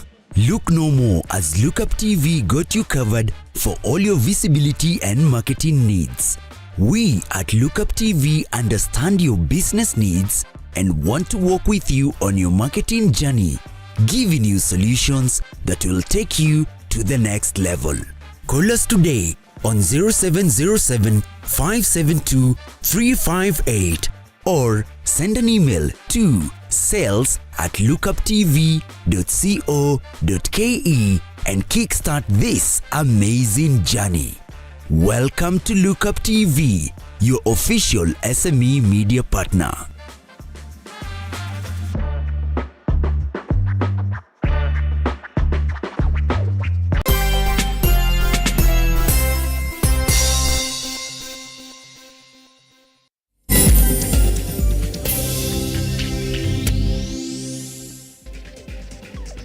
Right, all right, welcome back. We are talking about the issues that are facing Kawira Mwangaza, the Meru County Governor.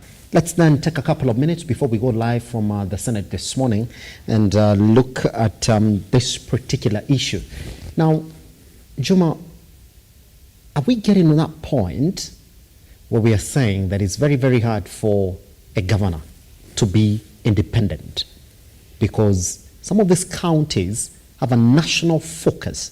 Let's begin, for example, from a county like Nairobi County that is essentially controlling a lot of national resources.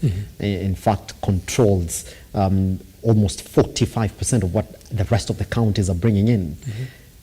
Is it possible that a governor can be independent in areas that have a proper focus by these political parties? And remember that devolution essentially is not 100%. We're just talking about a percentage of devolved services, where you have to rely on the national government again for this. Is it easy for a governor to operate solidly as an independent candidate? You see, the constitutional provisions are very clear on the function and responsibility of the governor. Yes. And even the process of how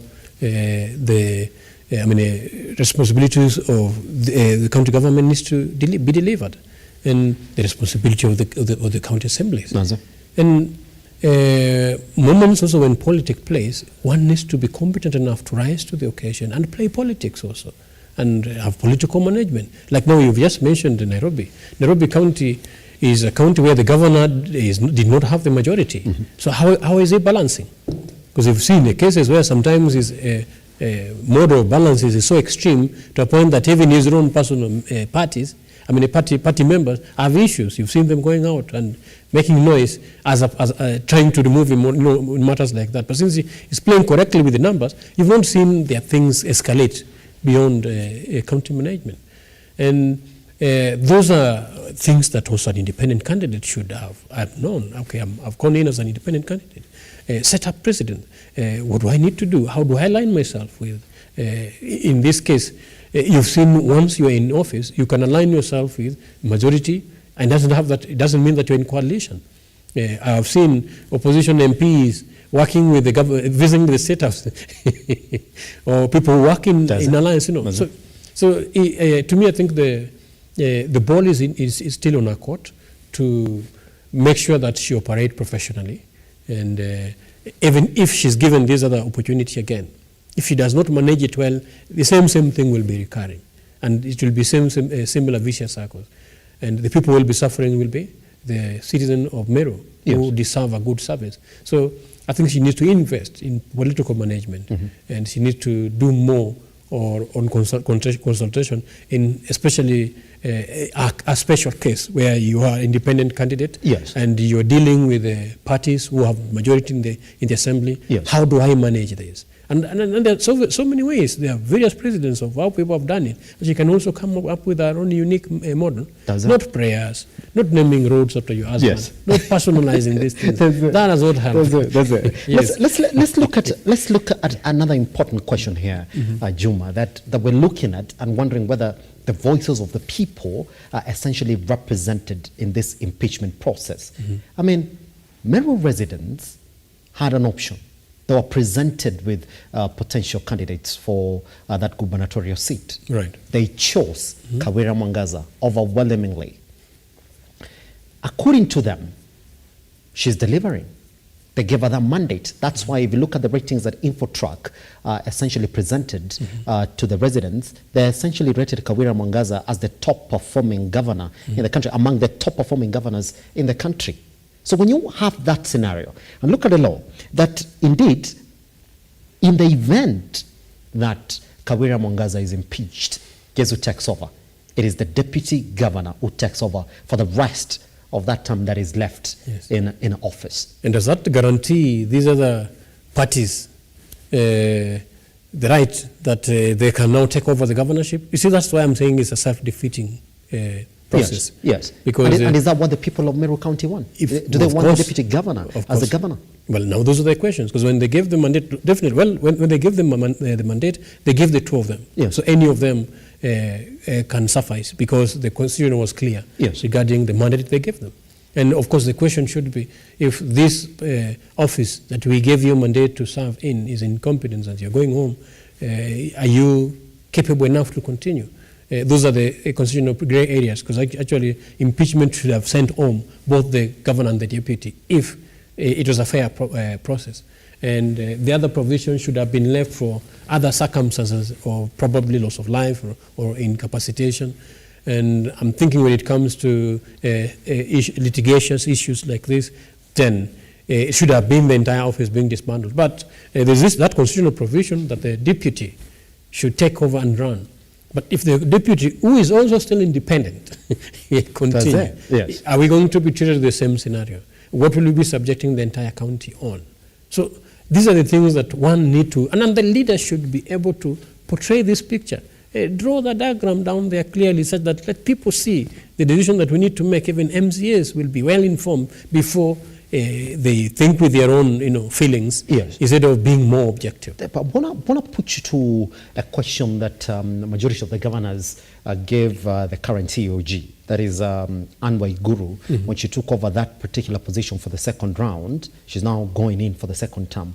They told her, we need protection from members of the county assemblies. Right here in the House, I've spoken to one senator who says, well, that looks a bit, for lack of better word, stupid, that you can't essentially call for the COG to protect you as governors, that we are there for that particular role, that we work directly with the MCAs to oversight the functions of the governors in this county government. Going to the point that, well, there are some reports that are cited at the controller of a budget office, Ms. Magri Nyakango, saying, well, I do not understand how majority of these counties are running their affairs. For that purpose, that no governor ever in this country should call for protection from the COG. Definitely. But in Kawira Mwangaza's case, well, why would you be protected in an office that has protected itself?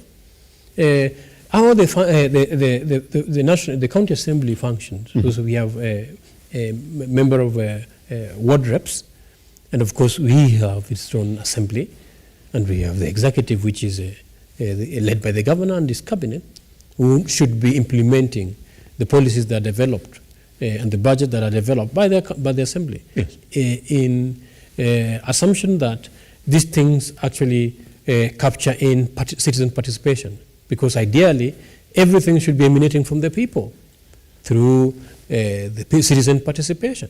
And through citizen participation, if you're able to implement what the people agree on, which MCA will refuse implementation of projects for his people and the things his people participated in? You would even have a reason to say that these MCAs should go home.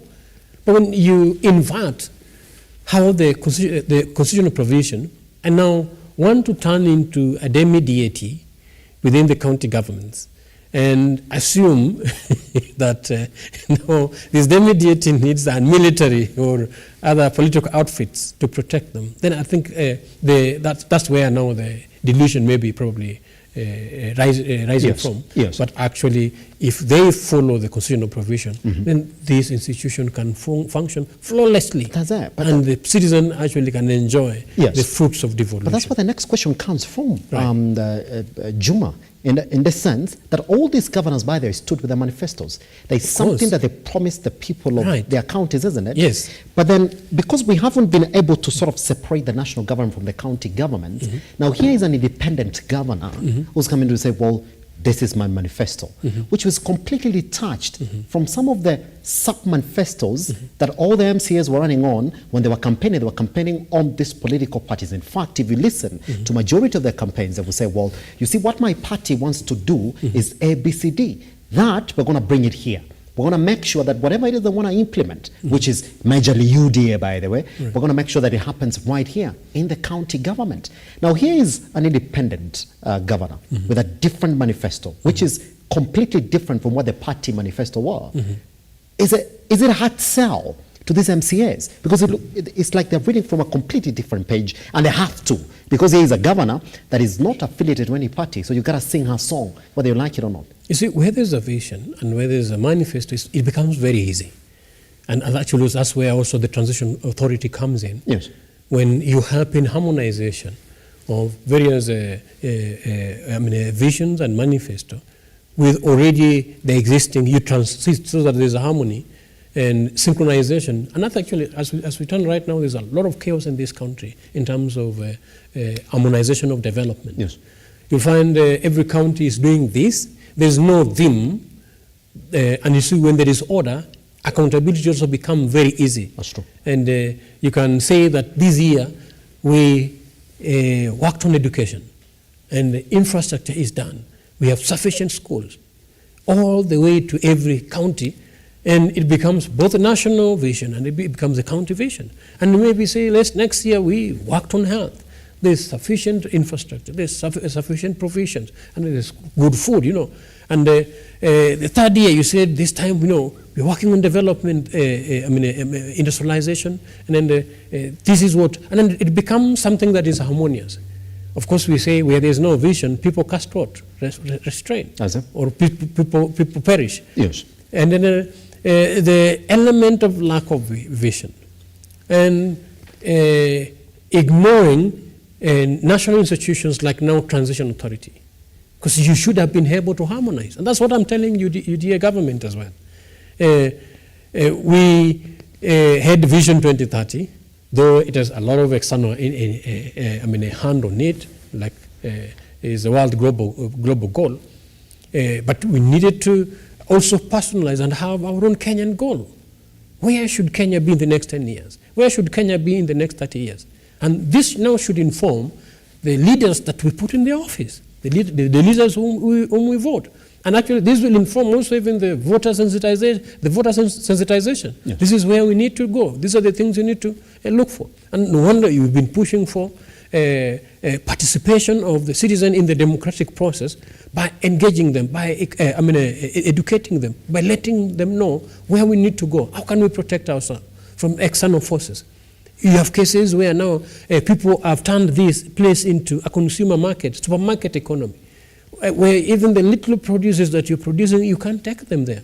Maasais have a lot of cows. Czech Republic doesn't have cow. The meat is very expensive. Why can't we take these cows there? Why don't you have a process that help you? Even if we are chartering planes, why don't we just dedicate a plane and we can do? Even with our military plane, instead of it catching dust where it is, let it carry cows. And we have some element of trade that actually, of course, add value to even your currency. Instead of crying fall every now and then at the cost of fuel, now they are threatening the citizen that prepare for more cost, the price may go to 300. Instead of thinking of, even if the worst come to the worst, look for subsidies, cushion your citizen. Who are these guys who always think that when the rubber meets the road, they throw it back to the citizen? They even actually blame the citizen. Whereas actually they're the ones who have the mandate, they're the ones who are collecting our resources, they're the ones, and we're collecting a lot of money.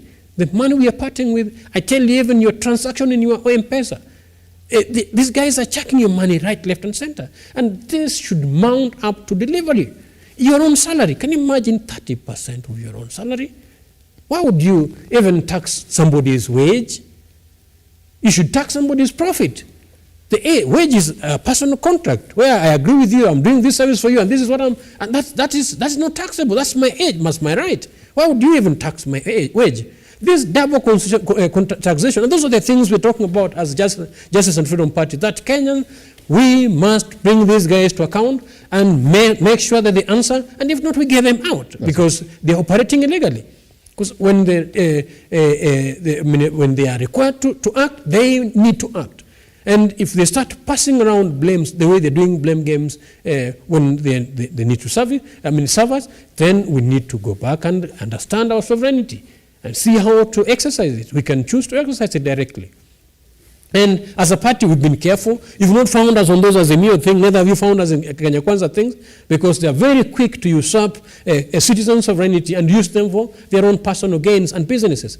They'll take people to the street, people will die, and they use those in the boardroom to negotiate for offices. Once they've gotten their personal benefit, they forget about citizens. And this trend cannot continue. And we must organize and restructure ourselves, citizens. Yes. And have a way where we can execute our sovereignty directly or indirectly. That's it. Pretty much. Let me just go through some of the comments by there that are coming in on this particular conversation. And this is what we're saying this morning in as regards that conversation of the impeachment process of Kawira Mwangaza. Somebody is saying, well, we as the citizens are asking for you to do one thing: protect, protect, protect.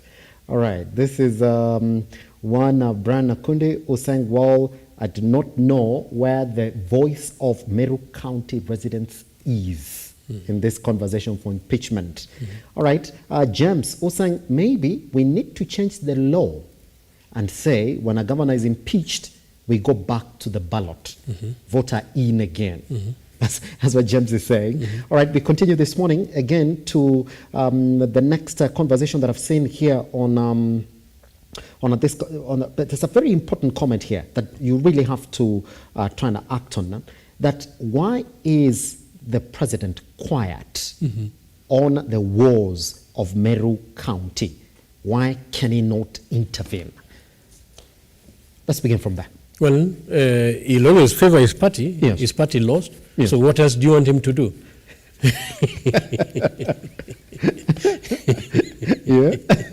He would want his party in. Yeah, so it will be probably could be part of the problem. Yes. Yes, so his quietness should not be mistaken for smartness or wisdom. We know where his interest is. Yes.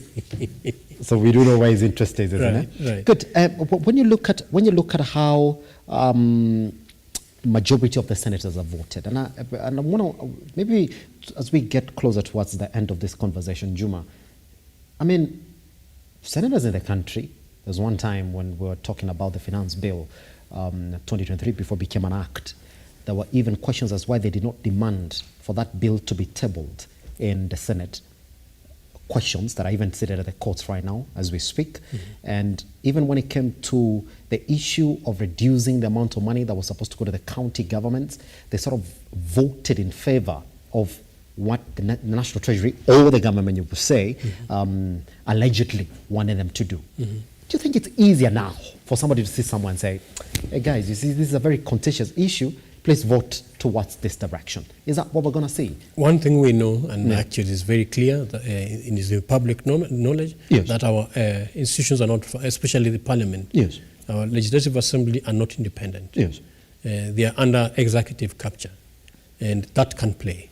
That can play at any given time, whenever whenever they are called to vote. So I think that will be the challenge that such processes will be facing. And of course, President, is he being quiet? Is he entertaining the king? He's playing to the gallery of the dynasties. People who are escaping the troubles of the world. Yeah, the king came here praying with the Muslims.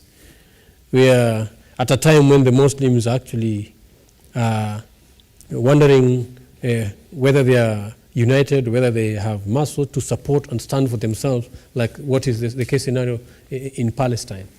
And of course, the havoc is being caused by the friends of the king. Whatever is happening in the Middle East, honestly speaking, that is where the president and the king friend should be focusing their attention to help even his cabinet secretaries who feel that those wars are going to affect the cost of fuel and all that.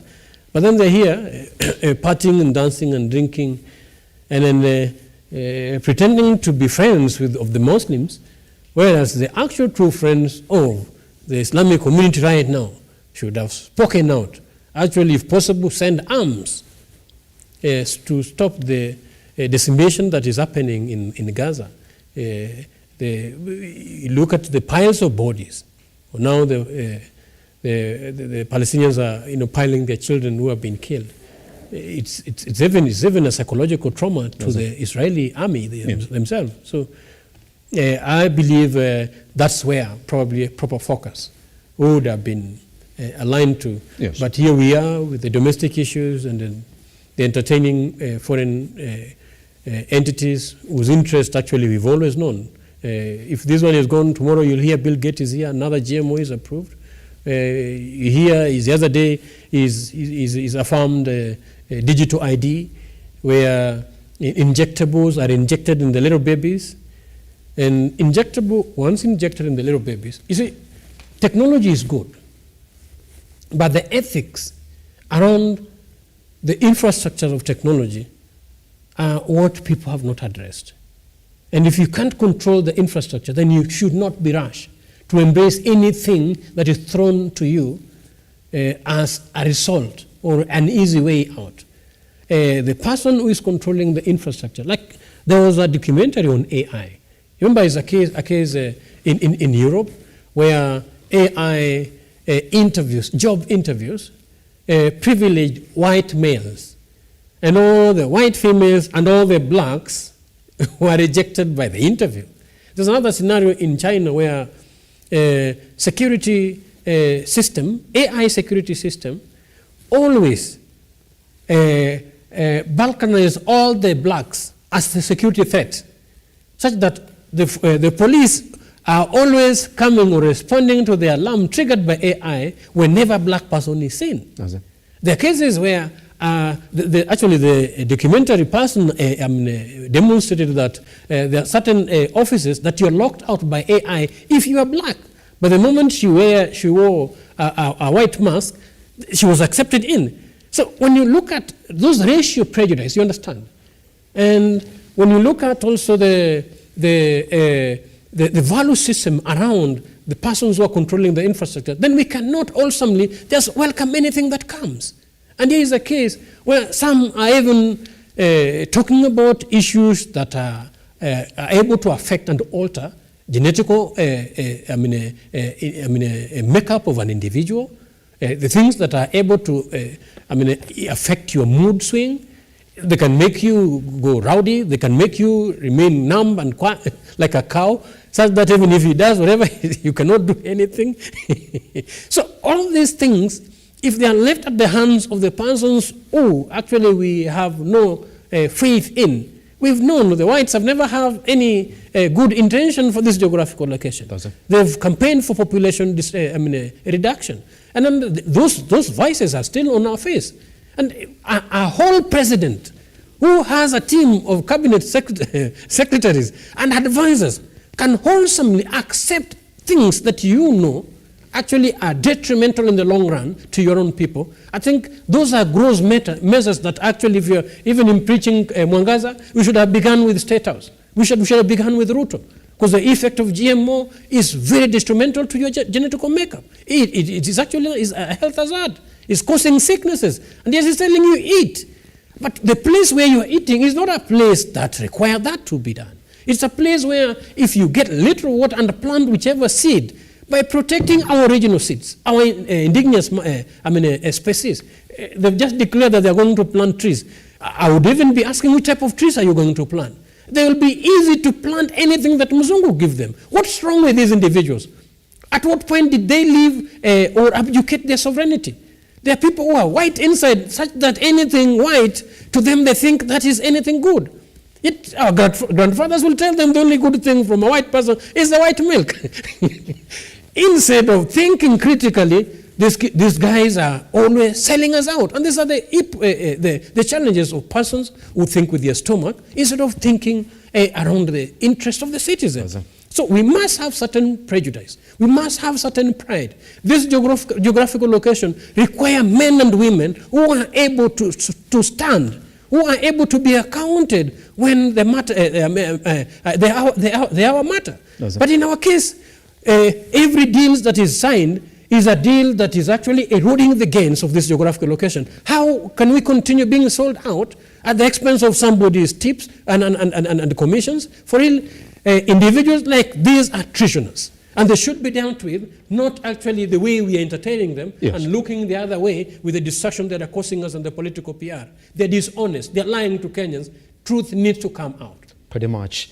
Just what we cannot add anything on top of this conversation. What we know is that we're going to be following up those particular proceedings from the Senate when they begin. We shall be crossing over there so we can actually get to share with you on exactly what is currently going on. How would this go? Talk to us at Lookuptv across all your social media platforms. What do you think Boni Khalwale, a senator, is going to listen in that means? But when he says, I've read it, and that's it.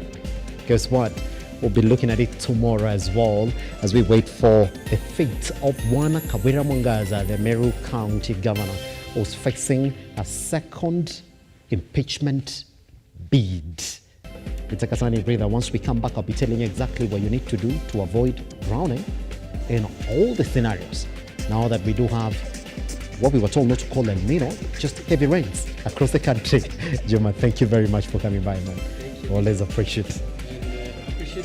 For the 2 hours. It's gone very fast. It's gone very fast, isn't it? All right, that's what is it. Yes. Well, as we come back and continue with the morning drift. Thanks.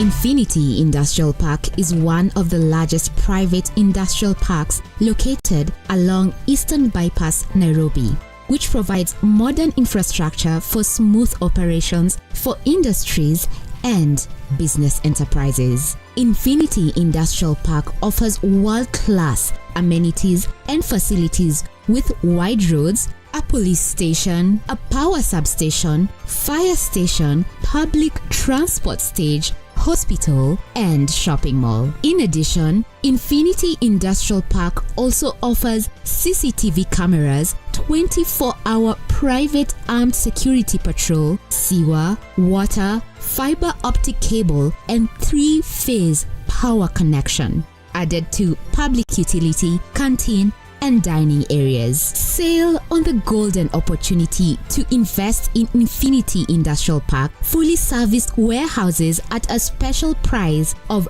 3,569 Kenyan shillings per square foot. For more inquiries, visit our website infinityindustrialpark.com.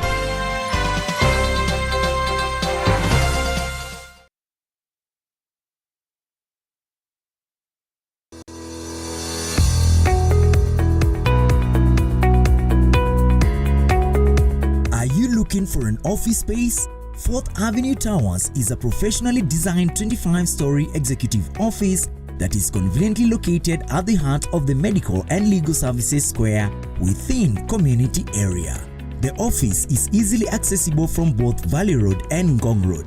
Professionals and business people now have the opportunity to own a premium piece of office space, the optimum choice for the modern professional. Key utilities include 24-hour security with CCTV surveillance, high-speed internet access, ample and secure parking, high-speed elevators, power backup generator, open rooftop, and a restaurant. 4th Avenue, an amazing product of Fusion Capital.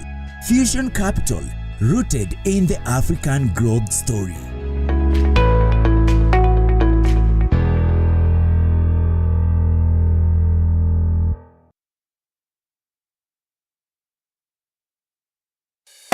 Introducing the Kenya Trade Fair Fusion Sales Drive event in the heart of Nairobi at the Kenya National Archives. It's not just an event, it's sales generation with a remarkable return on investment.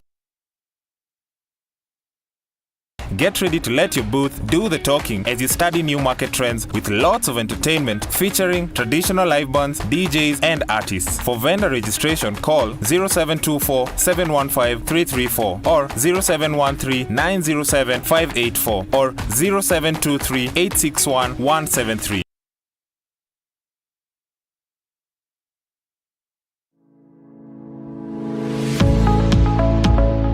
Welcome to Zahara Gardens, located in the serene Rosegate Nashu area of Dagoretti Motarakwa Road at Shell Lusingeti. Zahara Gardens is a haven of tranquility, margin affordability and wholesome family living. What's more, it is conveniently located just 300 meters off the proposed Rosegate Nashu Suswa Link Road, currently being tarmacked. You simply cannot afford to miss this deal of a lifetime. To book a plot, call 0723 979797 or visit us on 4th Avenue Towers along 4th Ngong Avenue off Bishop Road. Zahara Gardens is a product of Fusion Estates. Fusion Estates, your land ownership partner.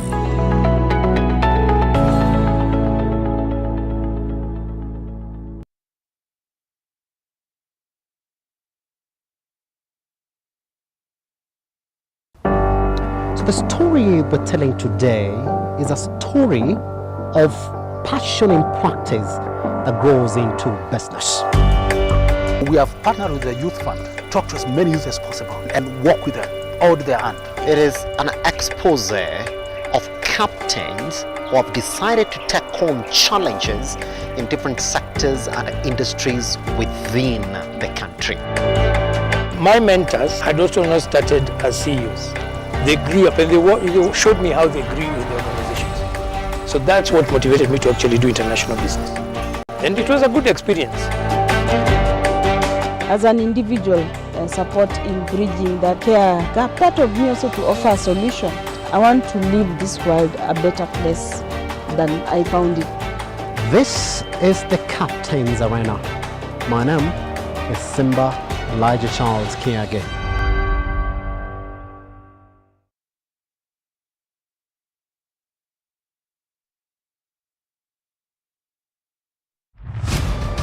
As the night falls, we come to life to bring you a comprehensive broadcast from the numerous events happening across our 47 counties. When it breaks, it matters, and each story is important.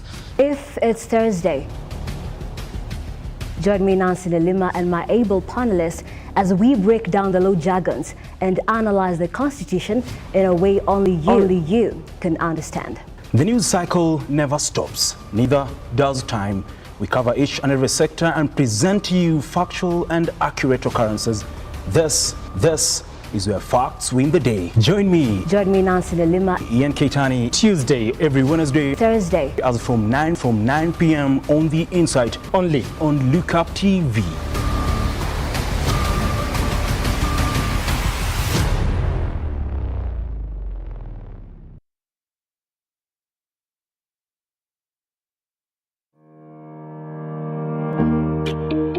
Hi, and welcome to Tujenge Home.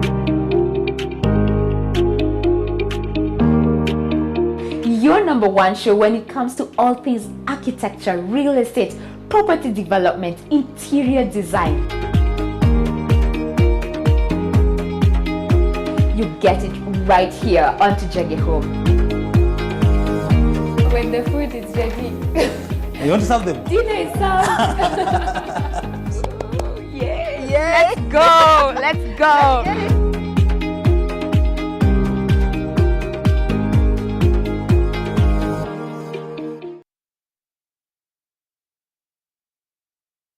So this is how we create an art piece. Some say it's organized chaos, while others say it is a way of survival. For Alex Kamanjiri, art is an avenue to say what he would have otherwise lacked words to express. Like many artists, it took an outsider to make him realize his knack for the arts. First of all, it did not start like a dream. It was a lie. Yeah. While I was in high school in Form 2, I drew a portrait of an old man smoking. and my friends lied to me that it was really nice. And I believed in the lie, and I started practicing slowly. YouTube, most of my skills I've learned from YouTube. And soon enough I became good. I became that lie, became that good.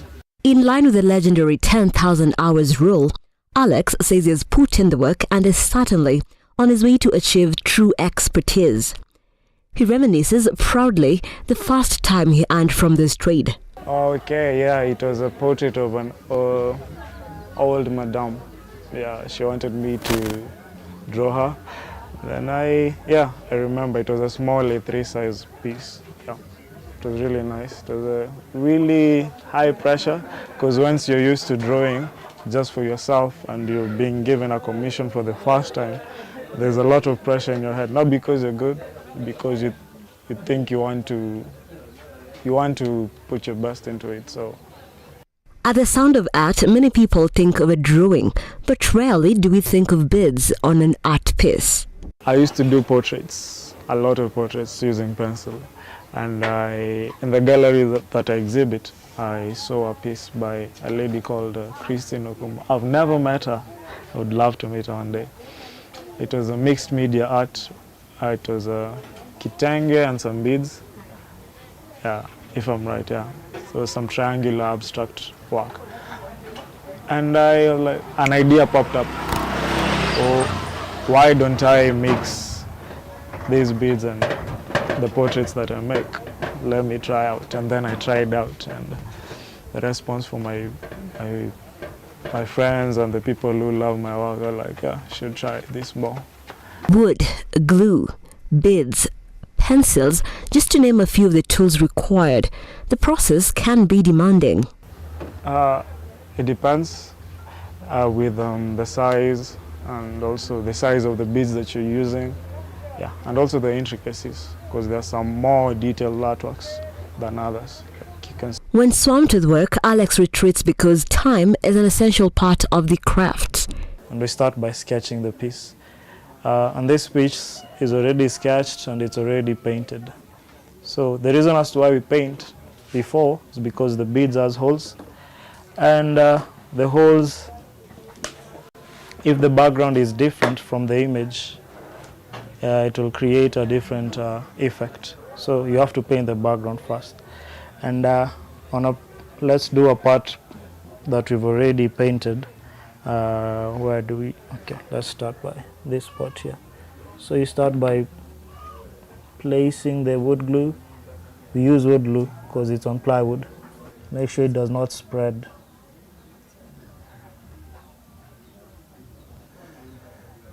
Slowly, take your time. And then after that, normally I use a biro, but you put the beads first. You don't just spread, but you can also use something that has a sharp tip, like this, by placing it and arranging it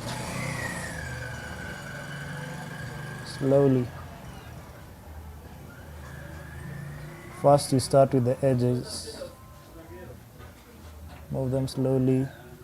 After all the time, energy and creativity, it's no wonder why art pieces are deemed expensive.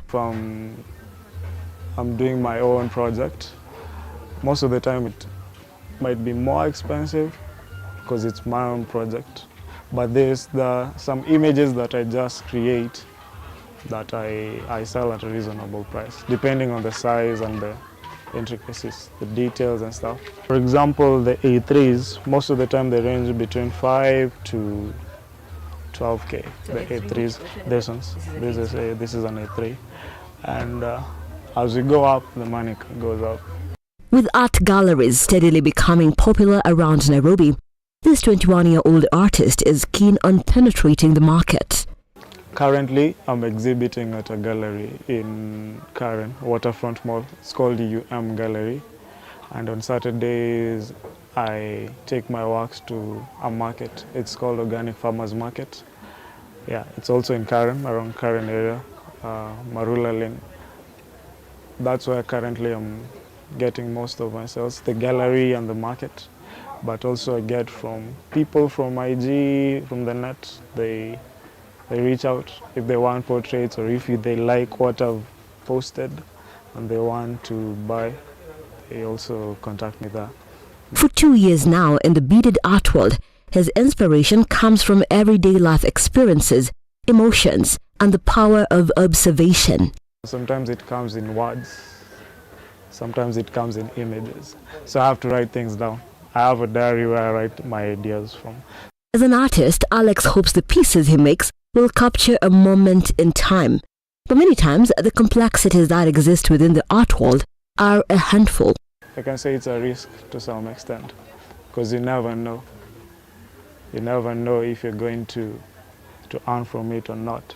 So by taking that risk, because Kenya art is not as appreciated as other countries. Youth Affairs, Arts and Sports Cabinet Secretary Babu Namwamba has been on a mission to revive the art scene in the country, which has for years not yielded much for the creatives.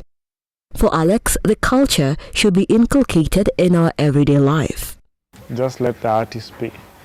Because me, I can say I was blessed to have a father who accepted me as an artist. Like, he was like, this is a statement he actually said, as long as you're not killing or stealing, you do your thing. That's what he said. With the hope of one day being his own boss, consistency is his gospel. They say that art is the journey of a free soul, and for Alex Kamanjiri, he is only just beginning to explore the colors and turn the chaos into beautiful pieces.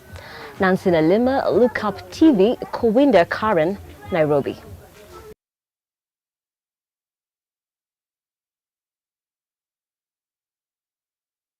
So the story we're telling today is a story of passion in practice that grows into business. We have partnered with the Youth Fund, talk to as many youth as possible and work with them all their hand. It is an expose of captains who have decided to take on challenges in different sectors and industries within the country. My mentors had also not started as CEOs. They grew up and they showed me how they grew in the organizations. So that's what motivated me to actually do international business. And it was a good experience. As an individual, support in bridging that care gap, part of me also to offer a solution. I want to leave this world a better place than I found it. This is the Captain's Arena. My name is Simba Elijah Charles Kiage.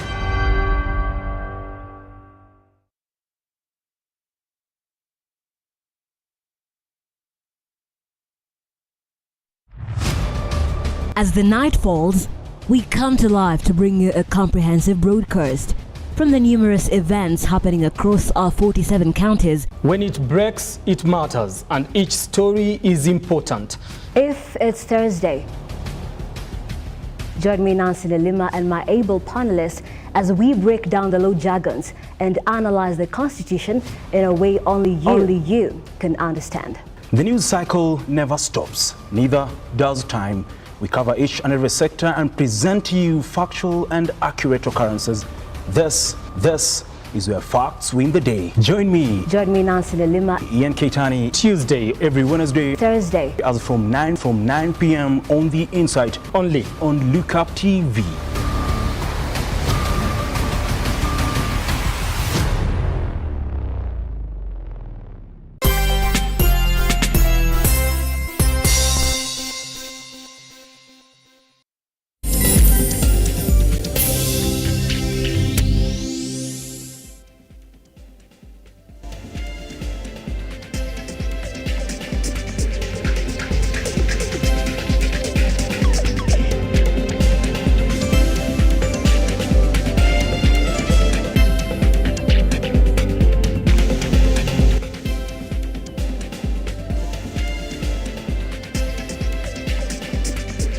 Welcome back to the Morning Drift. My name is Simba Elijah Charles Kiage.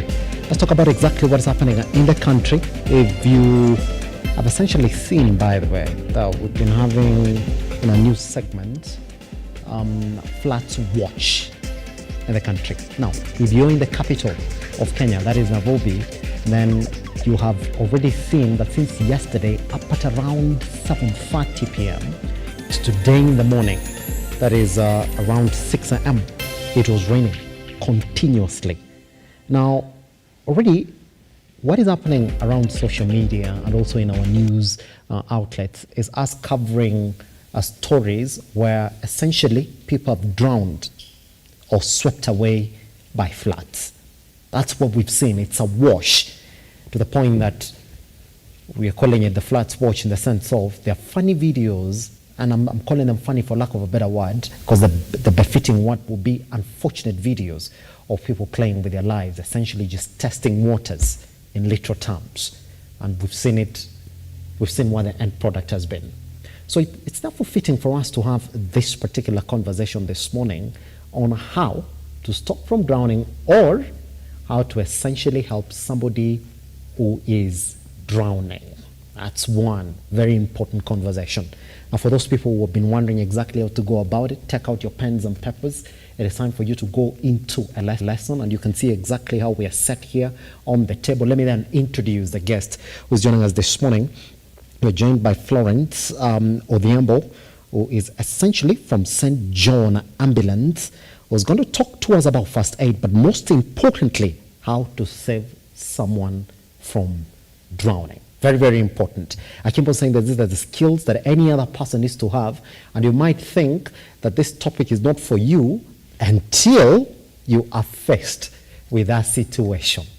So you better have the skill and not need it than need it and essentially not have it.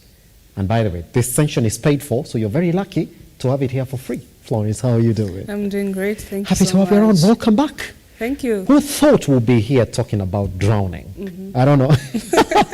Yeah, it is an important conversation for us to have at this particular point. That's true. Let's first start by highlighting some of the things that people are doing the wrong way when it comes to waters, essentially flood water, since we're in the rainy season. I'll start by this. I've seen clips online and right here in the country, and then we've seen a couple of them as well, even before the rain started, of drivers essentially testing waters, literally. Let's drive in, we think our vehicle is heavy enough, and it's full capacity, so let's cross this particular bridge and see exactly what happens. Is there any knowledge that you might have for these drivers who are essentially testing waters literally with their vehicles? So thank you so much. So first things first, when now you're looking at now flooded water, flooded areas, it is good that you do not try to cross that river. As long as you've seen the water is more than 1 meter high, please avoid crossing or even driving through, walking, using your motorcycles to cross to the other side. Please try and avoid. If you can, just let the fast moving water or the fast flowing water maybe cool down, or at some point it will end or the level will go down. Then is when you can cross to the other side. There's no hurry in getting to the other side. There's no emergency that is making you cross to the other side. You might get in the middle, get stuck, or even get swept away with the flood water. So best precaution, just wait. Yes. There are some myths that we've seen people essentially move about with when it comes to approaching flood waters, is that it's easier to step in the water, test it first before you drive into that water. What is the danger in stepping into that water yourself? So you see, once, maybe the moment you stepped in, probably the water was not that high, but by the moment you get back to your car, you notice that the water level has gone higher than what you expected.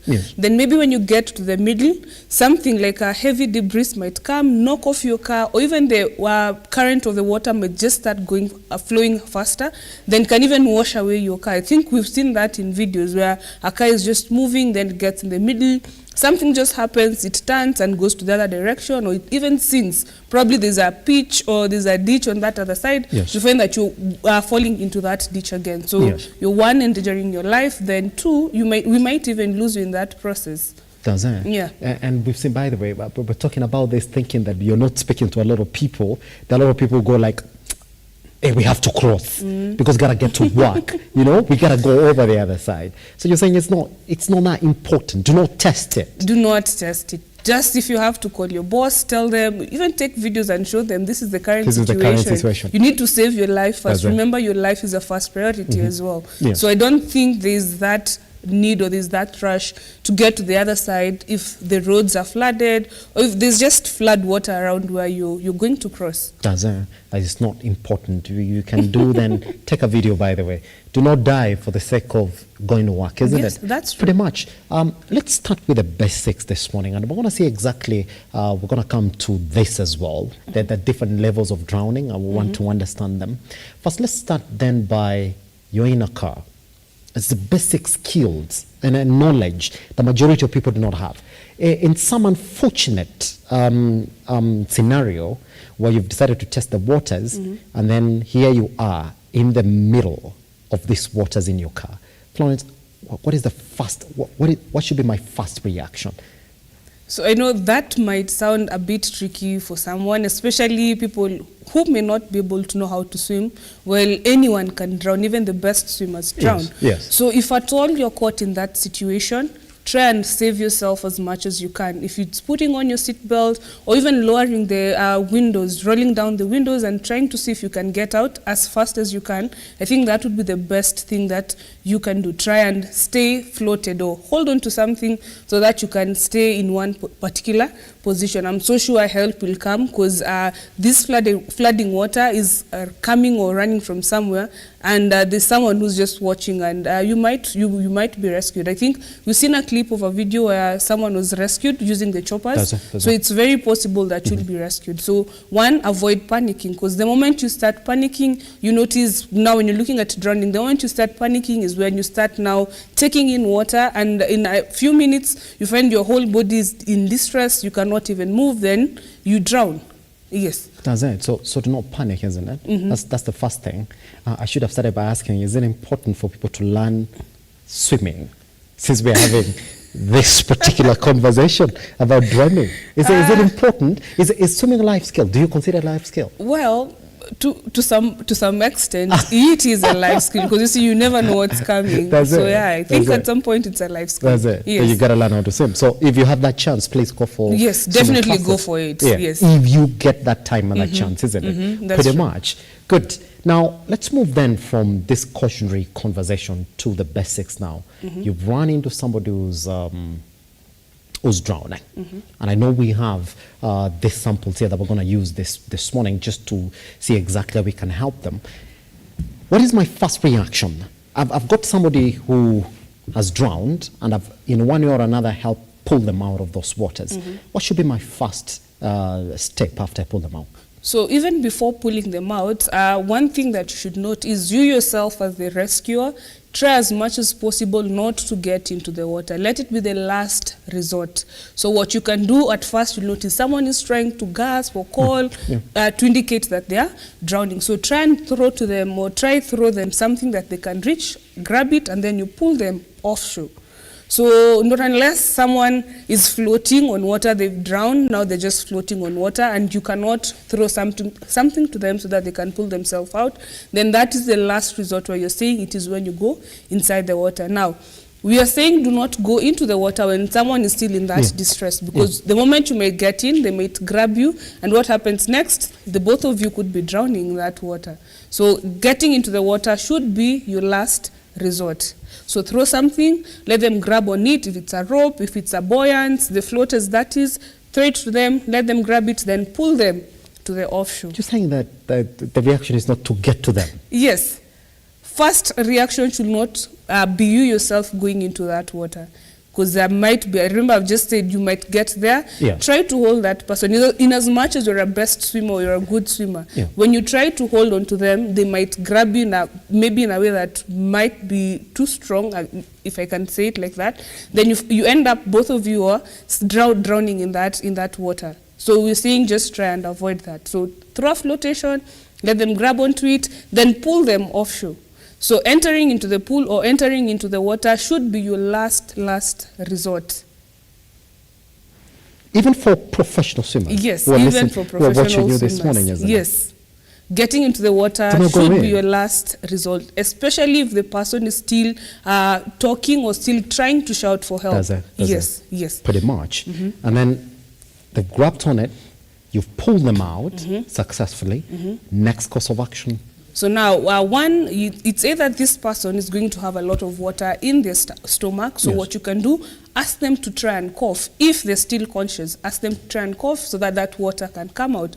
Or you can even lie them, place them in what you call a recovery position, so that that water can simply come out of through their mouth, or if it's coming through their nose, that's okay, there's no problem.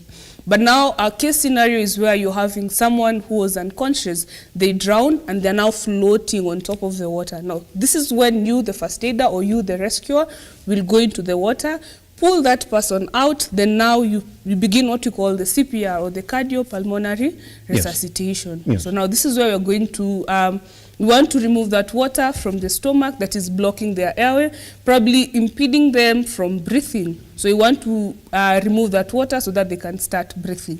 Yes, so that is where we begin our CPR. That is for somebody who is essentially unconscious. Yes, and they have drowned. And the definition of unconscious here, Florence, what is it? So this is people normally assume that when you see somebody floating on water, they already call it ashakufa. You know, that's what people say, isn't it? Might not be true, isn't it? Yeah, may not be true. So someone who is unconscious simply means they cannot be able to respond to you. They cannot either respond to you, either calling them, tapping them, or even trying to pinch them, just trying to wake them up. But when you touch their pulse, or when you check their pulse, or check their pulse here on the throat, you can feel there's a heartbeat.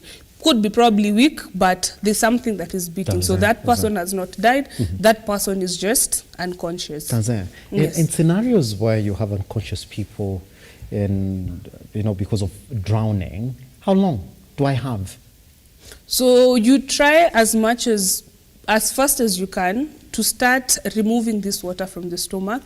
And while you're doing that, immediately call for help. Do not just start performing CPR and still waiting maybe 5 minutes or 10 minutes later on is when you're calling for help. The moment you just remove them from water, open their airway, perform the first cycle of CPR. We say at least 2 to 3 minutes of CPR, then call for help. While you're calling for help, you're not going to call for help far away. You're calling for help while you're with your casualty there. Yeah, so you call for help, then continue with your CPR. Yes. Pretty much. I know you have a couple of samples here that we're going to use for that particular process, and that's exactly what people are waiting to see. I don't know, we will stand up, and then you can actually get to show me what this process is going to be, so that we can give the guys who are watching this morning that particular lesson one-on-one. I know you have a couple of them here. Can we look at them and know exactly how then you start? Can we start with the adult? Yeah, so cross over to the infant. Yes. Okay. So just allow me to put this here. Okay. So now when you're having your adult who's just drowned, okay, so one thing that you want to do is simply open the airway. So you'll put your one hand on their forehead and one on their chin and open their airway in that position. Now remember, the airway is simply where the air is coming through, or from your mouth, your nose, all the way to your lungs. So this person has probably drunk a lot of water, so that airway, first thing for sure, is definitely blocked. So we want to blow in air, or what we call the rescue breaths, or in layman, the kiss of life. Okay. So for an adult, we say we give them 5 rescue breaths. So how are you going to do? You're going to pinch their nose to block it. Okay. Then you breathe in and breathe out 5 times. 1, 2, 3, 4, 5. Now, once that's done, please note that this whole process is being done while your casualty is on the floor. Flat. You're also lying, you're also kneeling on the floor. Okay. Yes.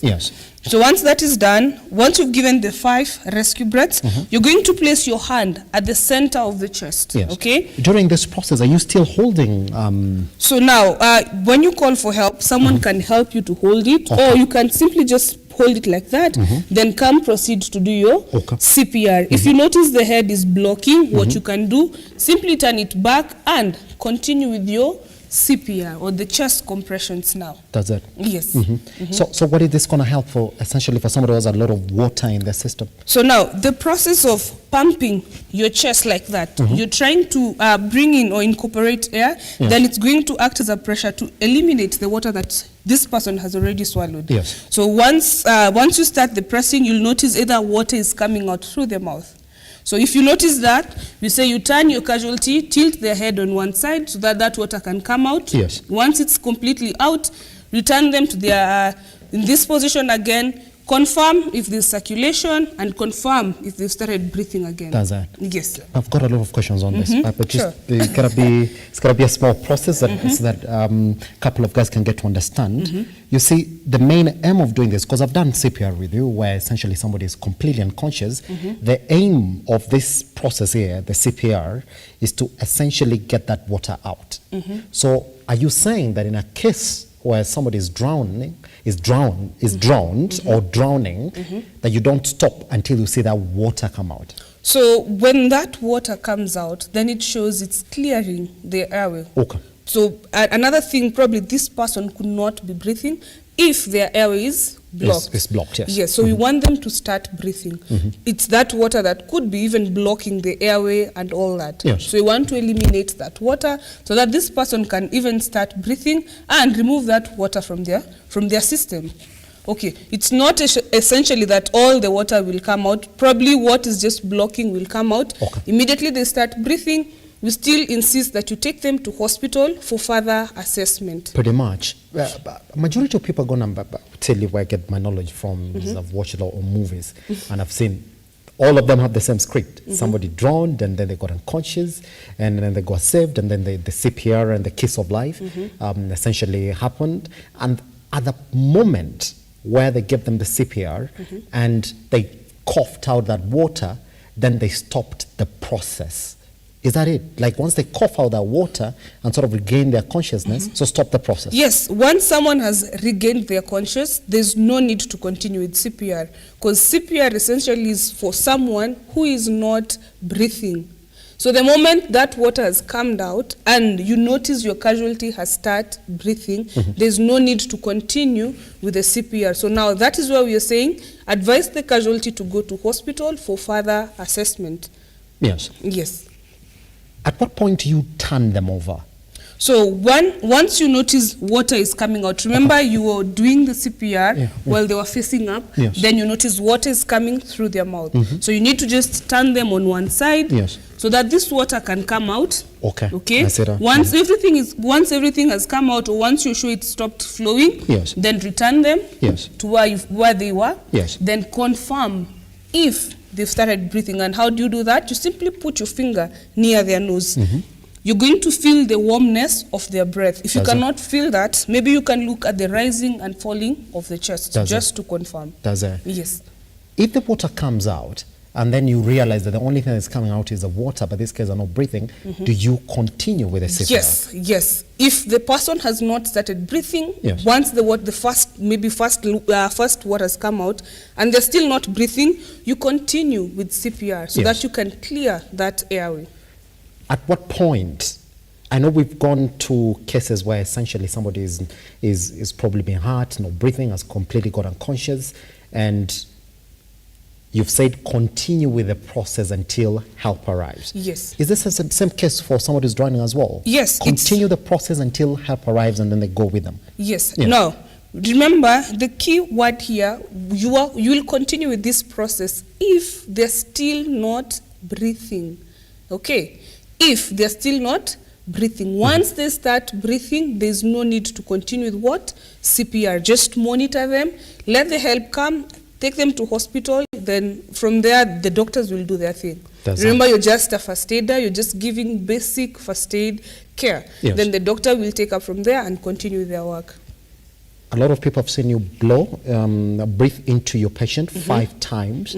And I want us to talk about this in a very candid way. Okay. As a first aider, who essentially is running into a situation, and because I've got this skill, one of the questions I'm going to ask myself is that, am I really going to place my lips on the lips of this patient? We do know there are a couple of health guidelines about why you should do that or why you should not do that. That's true. At that particular point, should that be a worry? So now, now remember the caution or the dangers that comes with it, okay? So there's an issue of infectious diseases like COVID-19. Yes. Probably this casualty could be having anything in their mouth. So it's up to you to decide, am I going to do this or not?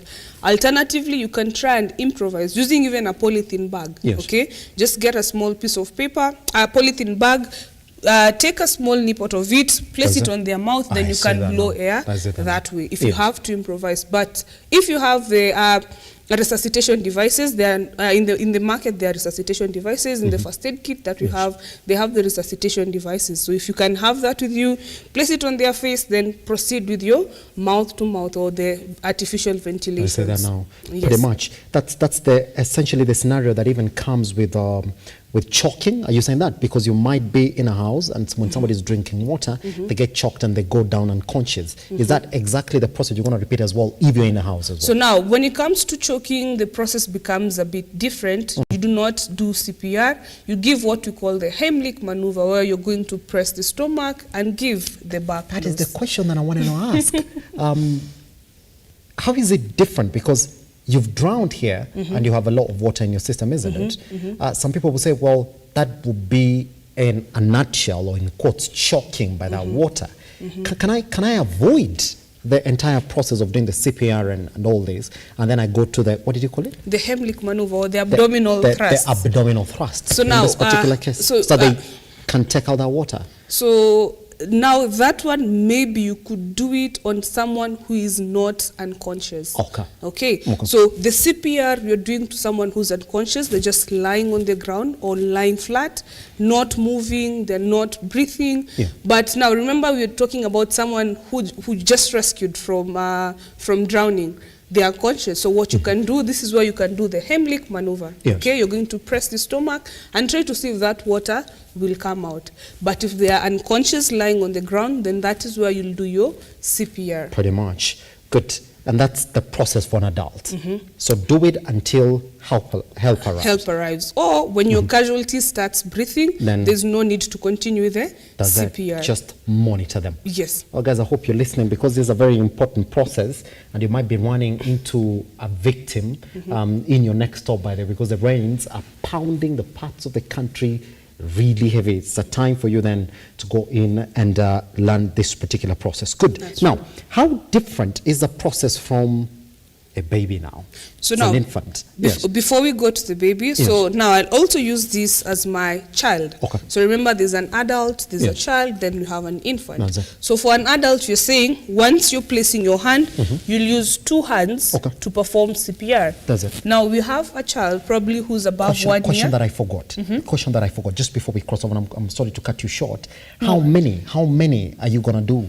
The chest compressions, yes. So now you're going to give 30 chest compressions if you're giving the artificial ventilations or the kiss of life. Okay, so you'll give 5 ventilations, 30 chest compressions, then 2 ventilations now, 30 chest compressions, like that. So you continue for at least 5 minutes, then you call for help. That's it. Okay. Pretty much. So now that's for an adult. You're saying you're going to use 2 hands. For a child who's above 1 year, we're going to use 1 hand. Now remember, their lungs are not that well developed, and using 2 hands, you might put a lot of pressure on them, even end up damaging their ribs, for example. So for them, we advise you use 1 hand. Okay. Now when it comes to an infant, and how many? And the same. So the same procedure. 5 rescue breaths, 30 chest compressions. And if you're not giving the artificial ventilation or the mouth to mouth, you give 100 to 120 chest compressions within 1 minute. Has to be 100 to 120. Between 100 to 120 within 1 minute. 1 minute. Yes. So remember, your heart, your compression rate, it's 1 and 2 and 3 and 4 and 5 and 6 and 7, just the same way your heart beats. So you want to ensure that you're keeping to that rhythm. So that is how you're compressing to that rhythm. In the process of compressing, and you see the water come out, that's the point you stop and turn them so the water can essentially come out? Yes, so that they also don't choke on that water as well. Yes. Monitor, if there is no response again, go back to it again. Continue the compressions. That's clear now. That's clear now. No, In the case of an infant, yes, what scenario are we looking at? So now, remember, infants can also drown in basin water. So your bathing water. Does it? That's true. So what can happen?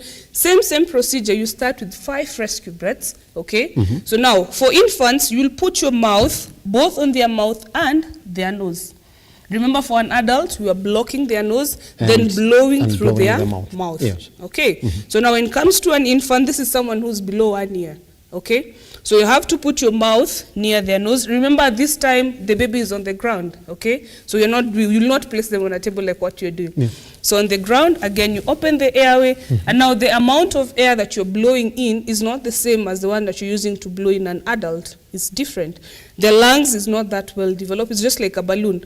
The more you put a lot of pressure, what happens? It expands bigger. So the same thing for babies. You don't want to put a lot of air or pressure so that it can affect their lungs. So just like half of what you're doing on the adults. Okay. And sorry, I'm sorry to take you back. The amount of air that you're blowing into an adult, do you breathe in fast just to get the right amount? Yes, you breathe in. Ideally or essentially, we say you breathe in 25% oxygen, the air that you breathe in, and you breathe out 16% of oxygen. So your body essentially has just used 5%. So from the 16, we want this casualty to just use 5 and eliminate the rest. That's it.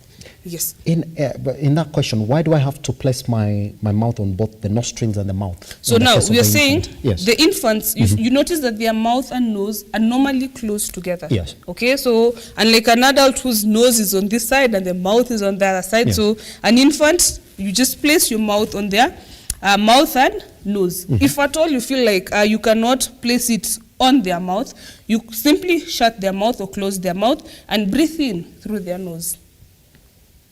Close their mouth and breathe in through their nose. Yes. That's an effective procedure for an infant, for isn't an it? infant, it still works perfectly well. Yes.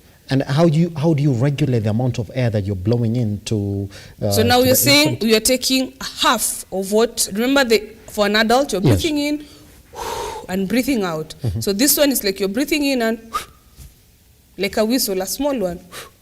Oh, I see that now. Yes. So you give them 5 rescue breaths. Then now the chest compressions, you're going to use 2 fingers at the center of their chest again. So now you press 30. Yes.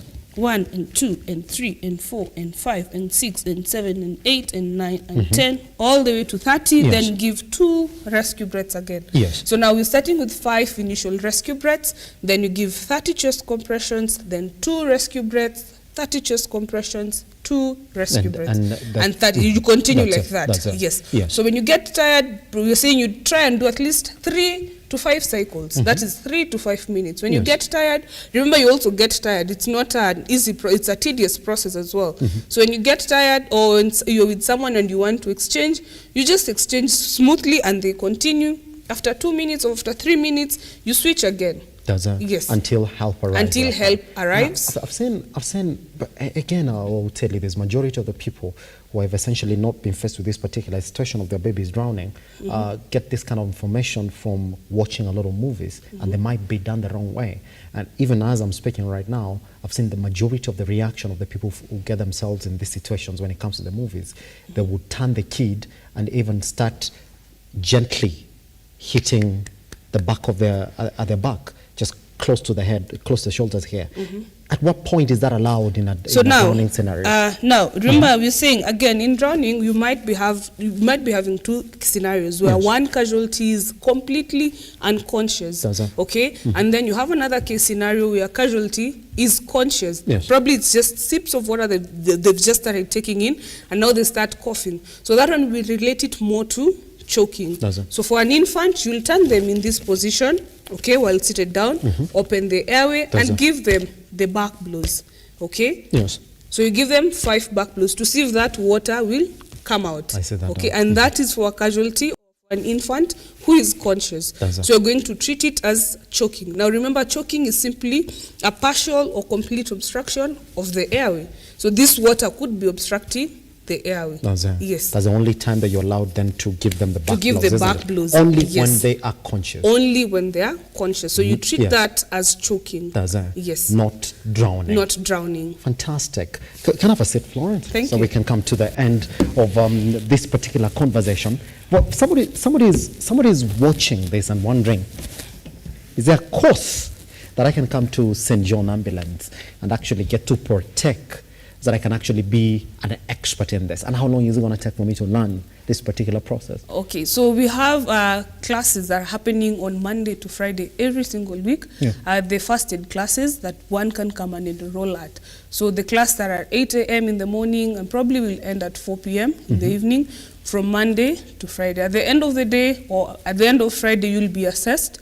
You'll sit for an exam and then you'll be given your first aid certificate. Yeah. Yes. Well, hold on. Are you saying that if I come from morning to evening, I shall have the basic knowledge that is able then to graduate me to a level where I'm saying I'm comfortable doing this? Yes, yes. Now remember, it's not just theory. You'll be doing more and plenty of practicals. Yeah. You're given lots of time to practice on your first aid skills as well.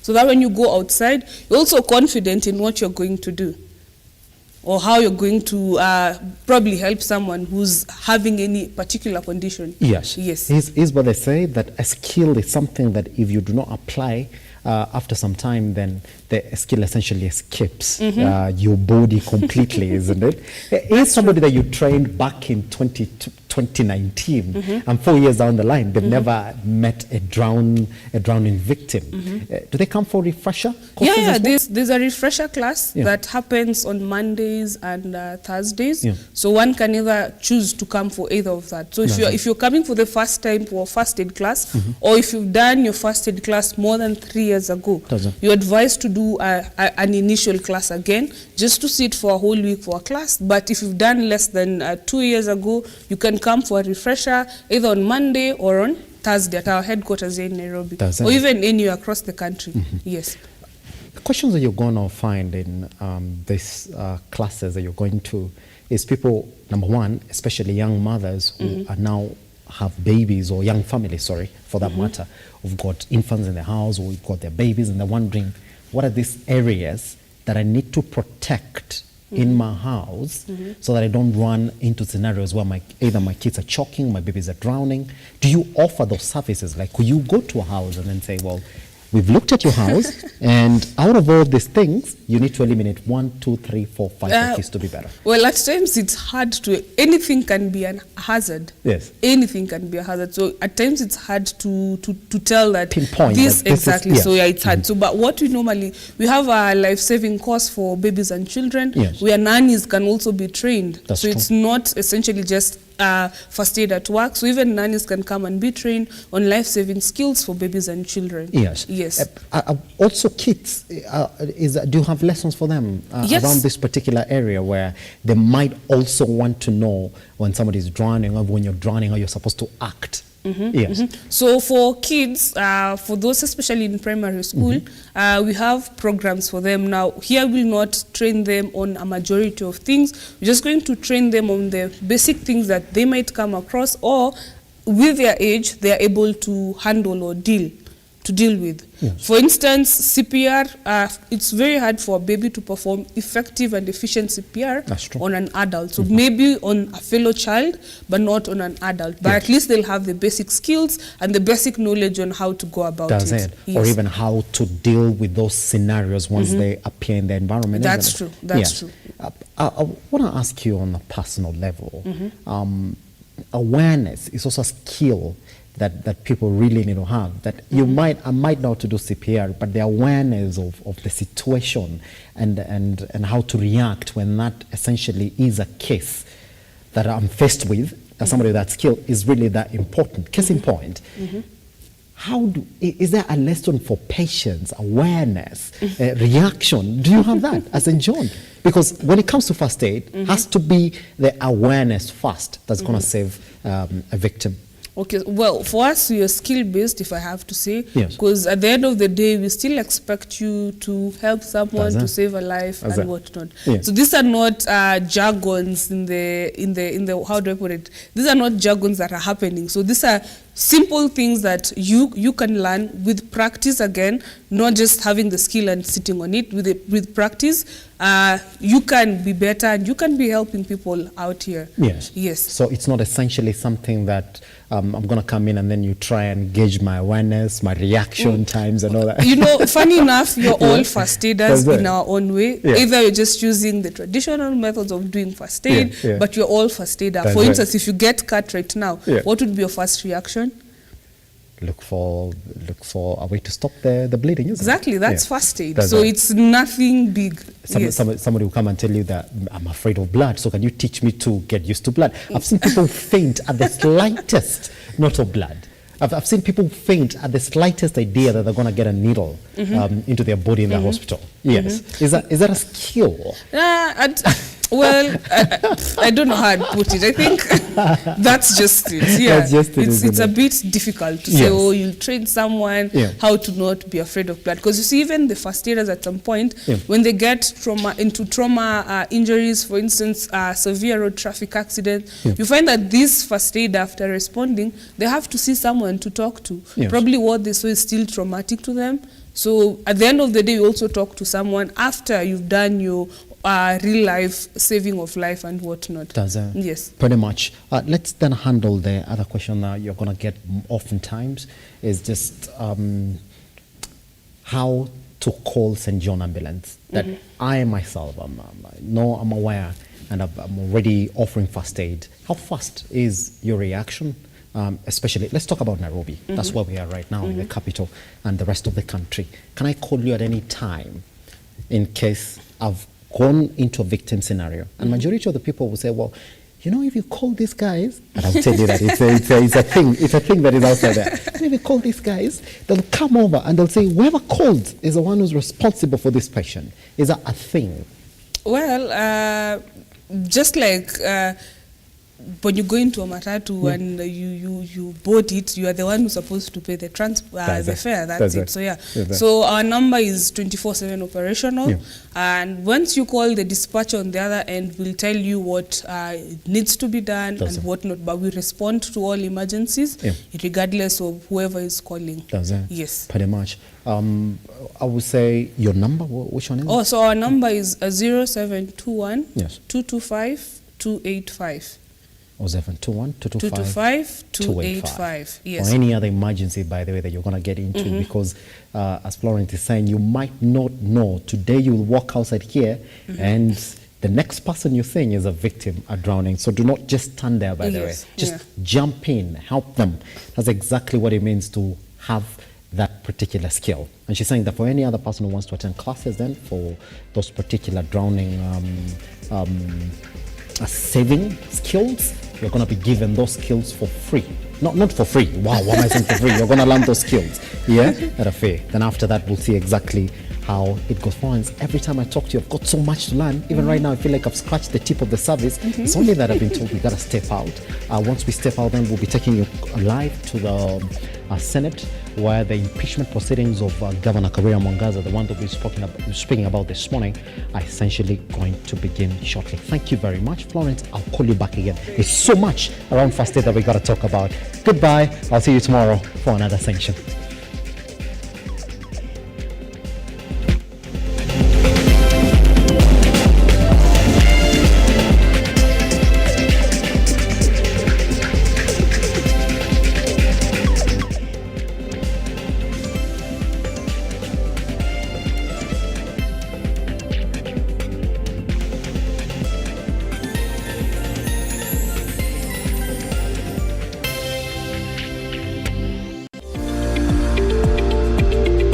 We value your feedback and welcome your complaints about our programming and operations. Feel free to get in touch with us